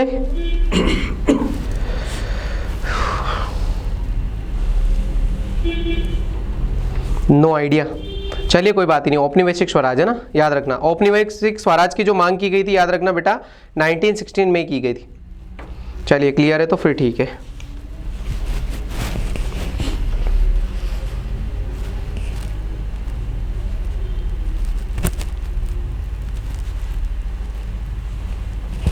ठीक है, चलिए आगे बात करते हैं ना। अब समय आ गया बेटा आपको 1919 का रोलेक्ट एक्ट है। 1919 में क्या आ गया था बेटा? रोलेक्ट एक्ट आ गया था। रोलेक्ट एक्ट आ गया था। और रोलेक्ट एक्ट में याद रखना, रोलेक्ट एक्ट में याद रखना बेटा, रोलेक्ट एक्ट के एवज में जलियांवाला बाग हत्याकांड आ जाता है। जलियांवाला बाग हत्याकांड आ जाता है। क्या आ जाता है? जलियांवाला बाग हत्याकांड, है ना, रोलेक्ट एक्ट के अंतर्गत। और आपको पता है बेटा इस एक्ट में क्या था? इसको सिडनी रोलेक्ट ने बनाया था, इसीलिए इसका नाम रोलेक्ट है ना, सिडनी रोलेक्ट ने बनाया था। ठीक है। और उसने ये बोला था कि कोई भी व्यक्ति को अगर हल्का सा अगर ये भी पता चल गया कि ये व्यक्ति विद्रोही उसमें क्या है बेटा, लिप्त है, क्या कर रहा है, मतलब कुल मिला के अंग्रेजों के विरोध में अगर थोड़ा सा भी अगर पता चल जाता है उसके खिलाफ, तो उन व्यक्तियों को क्या कर लिया जाएगा? गिरफ्तार कर लिया जाएगा। ठीक है। इसीलिए रोलेक्ट एक्ट को बिना वकील, बिना अपील, बिना दलील का कानून भी कहा जाता है, अगर आपको पता होगा तो। बिना अपील, बिना वकील, बिना दलील का कानून बोला जाता है। किसको बोला जाता है? रोलेक्ट एक्ट को। तो इसके तहत दो व्यक्तियों को क्या कर लिया था बेटा? गिरफ्तार कर लिया था, आपको पता ही है ना। दो व्यक्तियों को गिरफ्तार कर लिया था, सैफुद्दीन कुचलू और दिनकर जी को। ठीक है। तो इनको जब गिरफ्तार कर लिया है, तो इसलिए जलियांवाला बाग हत्याकांड हो रहा है, आपको पता है। और जलियांवाला बाग हत्याकांड में 13 अप्रैल के दिन आपको पता है क्या क्या चीजें हो जाती है? 13 अप्रैल के दिन क्या क्या हो जाता है, आपको पता है इसके बारे में भी, है ना। तो एक्चुअल में क्या है, इस घटना में जब जनरल लॉ डायर ने बहुत सारे लोगों को मार दिया, ठीक है, तो इसकी एवज में बहुत सारे लोग क्या करेंगे बेटा? क्या करेंगे? उपाधियां छोड़ेंगे, है ना। और असहयोग आंदोलन टाइम में भी करेंगे कुछ कुछ चीजें कि भाई हम नौकरियां छोड़ेंगे, सब कुछ करेंगे। आप गांधी जी आ जाएंगे आपके, है ना, गांधी जी आ जाएंगे ना। तो गांधी जी आ जाएंगे, आपको पता है। तो गांधी जी जब आ जाएंगे तो क्या करेंगे? यहाँ पे उपाधियां छुड़वा देंगे, है ना। और उसके अलावा सरकारी नौकरियां छुड़वा देंगे, वकालत छुड़वा देंगे, है ना। तो एमपी से रिलेटेड भी यहाँ पे ध्यान रखना बेटा, महाकोशल क्षेत्र में जब गांधी जी ये आंदोलन चलाते हैं, तो गांधी जी के नेतृत्व में बेटा याद रखना, गांधी जी के नेतृत्व में महाकोशल क्षेत्र में भी 3 लोगों ने अपनी वकालत छोड़ दी थी बेटा। क्या कर दिया था? 3 लोगों ने अपनी वकालत छोड़ दी थी। ठीक है। कौन कौन है? नाथूराम मोदी, शिव प्रताप सिंह,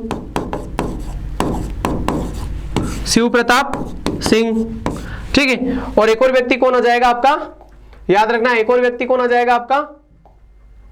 नाथूराम मोदी और लक्ष्मण सिंह चौहान, है ना। लक्ष्मण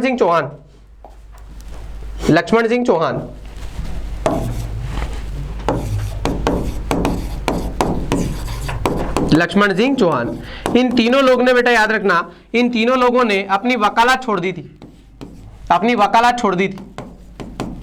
वकालत मतलब ये क्या थे? एक तरीके से वकील थे बेटा, है ना, लॉयर थे। तो लॉयर अपने छोड़ दिया गया था बेटा, इनने अपनी वकालत छोड़ दी थी। तो इन तीनों का नाम ध्यान रखना है। और जलियांवाला बाग हत्याकांड के फलस्वरूप जब असहयोग आंदोलन गांधी जी स्टार्ट करेंगे, जब गांधी जी असहयोग आंदोलन को स्टार्ट करेंगे तो याद रखना बेटा, एक व्यक्ति है विष्णुदत्त सिंह, विष्णुदत्त सिंह एमपी में, एमपी के व्यक्ति बेटा, क्या नाम है? विष्णुदत्त सिंह, विष्णुदत्त सिंह। इनने राय बहादुर की उपाधि छोड़ दी थी, राय बहादुर की, राय बहादुर की उपाधि छोड़ दी थी, टाइटल को छोड़ दिया था, मतलब इनने राय बहादुर की उपाधि छोड़ दी थी।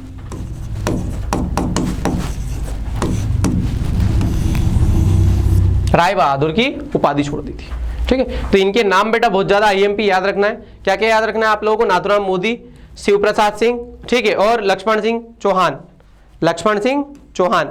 तो इनके याद नाम रखना है बेटा अपने को, ठीक है। और इनने क्या कर दिया आपको पता है, इनने क्या कर दिया है? अपनी वकालत को छोड़ दिया है गांधी जी से प्रेरित होकर के, और उसी में एक उपाधि को छोड़ दिया गया है जिनका नाम क्या है बेटा? विष्णुदत्त सिंह। और उन्होंने राय बहादुर की क्या कर दी बेटा? उपाधि छोड़ दी। ये एमपी के व्यक्ति है। कहाँ के? एमपी के व्यक्ति है। अब हम लोग उनकी बात नहीं कर रहे हैं क्या कि गांधी जी ने कौन सी उपाधि छोड़ रहे हैं, है ना, रविन्द्रनाथ टैगोर कौन सी उपाधि छोड़ रहे हैं, तो उनके बारे में बात ही नहीं कर रहे हैं हम, उनके बारे में बात नहीं कर रहे हैं, इंडिया के बारे में। लेकिन जब ये घटनाएं सारी जलियांवाला बाग हत्याकांड, रोलेट एक्ट वगैरह हो जाता है, ठीक है, तो उसके एवज में गांधी जी असहयोग आंदोलन को स्टार्ट करेंगे। और असहयोग आंदोलन में क्या करेंगे बेटा? लगभग 55 वकील अपनी वकालत छोड़ेंगे। कितने? 55 व्यक्ति। उन 55 व्यक्तियों में चूंकि हमारे एमपी के केवल 3 ही व्यक्ति थे, उन तीनों के नाम क्या थे बेटा? नाथूराम मोदी, शिव प्रसाद सिंह और शिव प्रताप सिंह, और उसके बाद में जो है लक्ष्मण सिंह चौहान। ये तीनों व्यक्तियों ने अपनी वकालत छोड़ दी थी एमपी के व्यक्तियों ने। और उसके अलावा जो है विष्णुदत्त सिंह ने क्या कर दी थी बेटा? अपनी एक उपाधि दी गई थी उन्हें, राय बहादुर की उपाधि दी गई थी, उसको छोड़ दिया जाता है। क्लियर है? तो ये सारी चीजें आज अपन लोगों ने बेटा, हम लोगों ने जो है इतनी सारी चीजों को देखा है, ठीक है। पहले मैंने आपको बता दिया था कि फाउंडेशन आखिर में क्या क्या चीजें होंगी। फाउंडेशन के बाद में आपको मैंने बता दिया था बेटा कि आईएनसी राष्ट्रीय कांग्रेस की स्थापना किस प्रकार से हुई थी, वो सारा बता दिया था। अगर एमपी रिलेटेड में जाएंगे बेटा तो हमने एमपी रिलेटेड में नक्शा बना करके आपको दिखा दिया था, मैंने पूरा मैप बना करके दिखा दिया था कि हाँ सर इतनी प्रॉपर चीजें हमारे पास में, ठीक है। उसके बाद हमने स्टार्ट किया था बेटा कि कांग्रेस के कौन कौन से ऐसे अधिवेशन है जो कि एमपी से रिलेटेड है, एमपी में हुए। तो आपको पता है सेकंड वाला है, ठीक है, कलकत्ता वाला अधिवेशन, जिसमें दादा भाई नौरोजी ने बेटा अध्यक्षता की थी, और उसमें बापू राव दादा किनखेड़े थे और गंगाधर राव जो है चिटनीस थे बेटा, याद रखना। उसके अलावा गोपाल भिंडे थे और अब्दुल अजीज थे, इनने भाग लिया था। इसके अलावा जो है प्रॉपर रूप से जो है एमपी, अगर हमारा विभाजन नहीं हुआ था, उसके पहले का अगर एमपी आएगा बेटा तो याद रखना नागपुर में हुआ था, 7th वाला था, ठीक है, जिसकी अध्यक्षता पी आनंद चार्लू ने की थी। और यहां पर याद रखना बेटा कौन क्या हो गया था, याद रखना आप लोग, जो है सीपी एंड बरार क्षेत्र में हो गया था। और सीपी एंड बरार मतलब एमपी का सबसे पहला वाला पार्ट था, उसमें हो गया था। अगर प्रॉपर एमपी की बात करेंगे तो 53 वाला रहेगा। कौन सा रहेगा? प्रॉपर एमपी वाला रहेगा तो जो है प्रॉपर 53 वाला। तो 9th वाला कहां पे हुआ था? 93 में, 2 साल बाद ही हो गया था, लाहौर में हो गया था, दादा भाई नौरोजी में हो गया था। और हरि सिंह गौर जी ने क्या कर लिया था बेटा? यहां पर बोला था कि अंग्रेजी शिक्षा का जो है न्याय विभाग और प्रशासन विभाग को क्या करना चाहिए? अलग अलग कर देना चाहिए। फिर 53 वाला देखा था बेटा, त्रिपुरी अधिवेशन देखा था हमने, उसमें सुभाष बाबू ने क्या की थी बेटा? अध्यक्षता की थी। और उसमें एमपी का पहला अगर प्रॉपर रूप से अगर देखेंगे हम लोग तो प्रॉपर रूप से वो अधिवेशन था।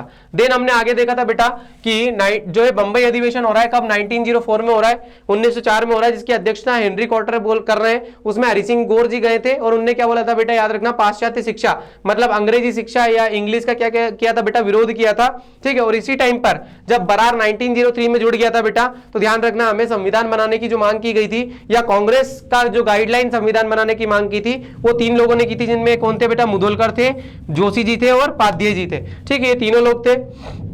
उसके बाद हम लोग आगे बढ़े थे बेटा, याद रखना।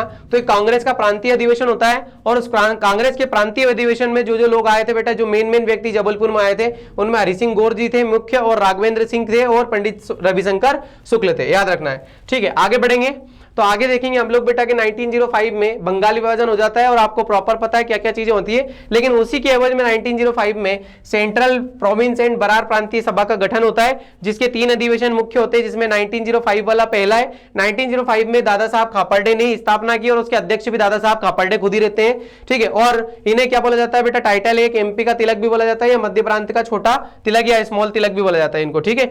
देन सेकंड वाला जो इनका बेटा वो होता है, थर्ड वाला जो होता है कुल मिला के अधिवेशन, वो कहां पे होता है? 1907 में कहां पर हो रहा है बेटा? रायपुर में हो रहा है, रायपुर में हो रहा है, ठीक है। इसको क्या बोला जाता है? सीपी एंड बरार प्रांतीय सभा। थर्ड वाला था अध्यक्ष था एनवी जो है मुंदोलकर जी कर रहे हैं बेटा, जिसमें हरि सिंह जी गौर जी क्या हो रहे हैं बेटा, स्वागत के रूप में आ रहे हैं ना, स्वागत जिनका कर रहे हैं हम लोग। तो ये सारी कहानी आपको पता है। यहाँ पे क्या हो जाती है, इनके बीच में मतभेद टाइप हो जाता है, जिसके कारण ही 1907 में भी वहां पे भी सूरत में अधिवेशन हो रहा है, ठीक है। और उसमें भी क्या हो रहा है बेटा, फूट डल रही है। चलिए, मद्रास अधिवेशन होता है बेटा 1908 में, मद्रास अधिवेशन, ठीक है, जिसमें मध्य प्रांत के कौन बेटा, यहाँ पर विधानसभा की बात की जाती है, विधानसभा बनाने की बात की जाती है, जिसे बाद में अंग्रेजों ने मान लिया। और 1912 में बेटा याद रखना, शिलान्यास कौन करता है, लॉर्ड हॉर्डिंग करता है। और इसका जो पहला अध्यक्ष बनाया जाता है उसका नाम क्या था बेटा, बेंजामिन रॉबर्टसन था, ठीक है। और इसमें कौन कौन व्यक्ति गए थे, तो ये मांग करने गए थे, याद रखना बेटा, हरि सिंह गौर हो, दादा साहब खापर्डे हो, चाहे मुदोलकर जी हो। आगे बढ़े थे हम लोग बेटा, हमने देखा था होम रूल लीग देखा था, गृह शासन देखा था, जिसको स्टार्ट दो लोगों ने किया था। चूंकि हमारे एमपी से रिलेटेड कौन है बेटा, बाल गंगाधर तिलक जी है। और बाल गंगाधर तिलक जी ने 1916 में जब स्टार्टिंग की थी बेटा, तो याद रखना नागपुर से किए, जिनका क्षेत्र कहाँ था, यहाँ था। लेकिन बंबई वाला क्षेत्र नहीं था इनका, है ना, क्योंकि बंबई वाला क्षेत्र याद रखना आप लोग कहाँ है, एनी बेसेंट के उसमें, ठीक है। और यहाँ पे जब ये जब अंबिकाचरण मजूमदार से यहाँ पे मिलने जा रहे हैं, मतलब अधिवेशन में जा रहे हैं, लखनऊ पैक्ट में जा रहे हैं बेटा, तो उसी बीच में आपका जबलपुर में क्या कर दिया जाता है बेटा, जबलपुर में आपकी होम रूल लीग एमपी में स्टार्ट कर दी जाती है। तो एमपी में पूछेगा आपसे कि एमपी में होम रूल लीग की स्टार्टिंग कहां की थी, और उसका पहला अध्यक्ष किसको बनाया गया था बेटा, वकील नाथुराम मोदी को बनाया गया था, ठीक है। और ये वकील नाथुराम मोदी इसी से प्रेरित होकर के कटनी में भी क्या कर रहा है बेटा, 1916 में क्या कर रहा है बेटा, होम रूल लीग की स्टार्टिंग कर रहा है। यहाँ पे अध्यक्ष है जबलपुर में क्या है बेटा, अध्यक्ष है, याद रखना। और बाद में कटनी में जाके वहां पे भी स्थापना कर रहा है, ठीक है। 1917 में सागर हो, चाहे होशंगाबाद हो, इनकी सबकी स्टार्टिंग हो गई है बेटा, याद रखना। चाहे आपका जो है दादा साहब खापर्डे द्वारा जो स्टार्टिंग की जानी हो, तो याद रखना दादा साहब खापर्डे बहुत ज्यादा आईएमपी है, इसलिए इनको तिलक बोला जाता है, छोटा तिलक। चलिए आगे बढ़ेंगे बेटा।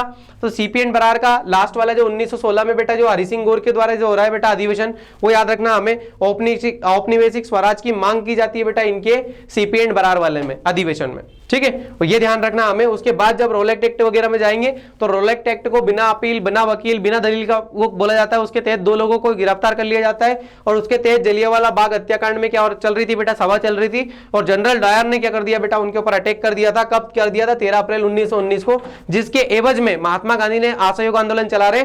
और उसमें 55 वकील क्या कर रहे हैं बेटा, अपनी वकालत छोड़ रहे हैं, जिसमें 3 वकील महाकौशल क्षेत्र के भी, जिनका नाम क्या है बेटा, नाथुराम मोदी हो, चाहे शिव प्रसाद सिंह हो, चाहे लक्ष्मण सिंह चौहान हो। और एक व्यक्ति जो है विष्णुदत्त सिंह है बेटा, याद रखना, इनने क्या कर दिया, राय बहादुर की उपाधि को छोड़ दिया है। और फाइनली जो है हम लोग 1920 के असहयोग आंदोलन में प्रवेश कर गए। किसी को इसमें अगर कोई ना कोई डाउट हो बेटा तो बता दो मुझे, इसमें अगर किसी को डाउट हो तो बता दो।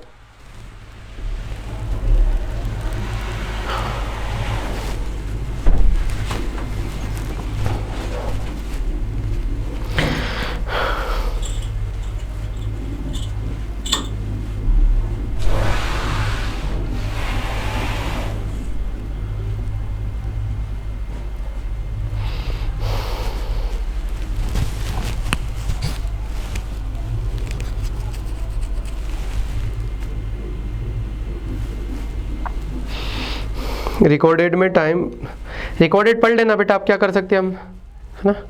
अब पढ़ना पड़ेगा रिकॉर्डेड वाला। आप लोग क्लास छोड़ के क्यों चले जाते हो बीच में। विष्णुदत्त कहाँ से, विष्णुदत्त बेटा मध्य प्रांत से है। कहाँ से, मध्य प्रांत से, है ना, मध्य प्रांत से। क्लास को बीच में मत छोड़ा करो बिल्कुल भी।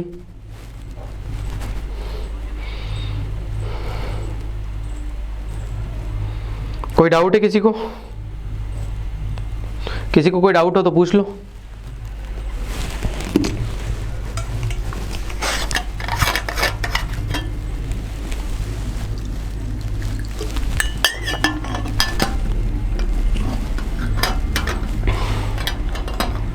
कोई डाउट है?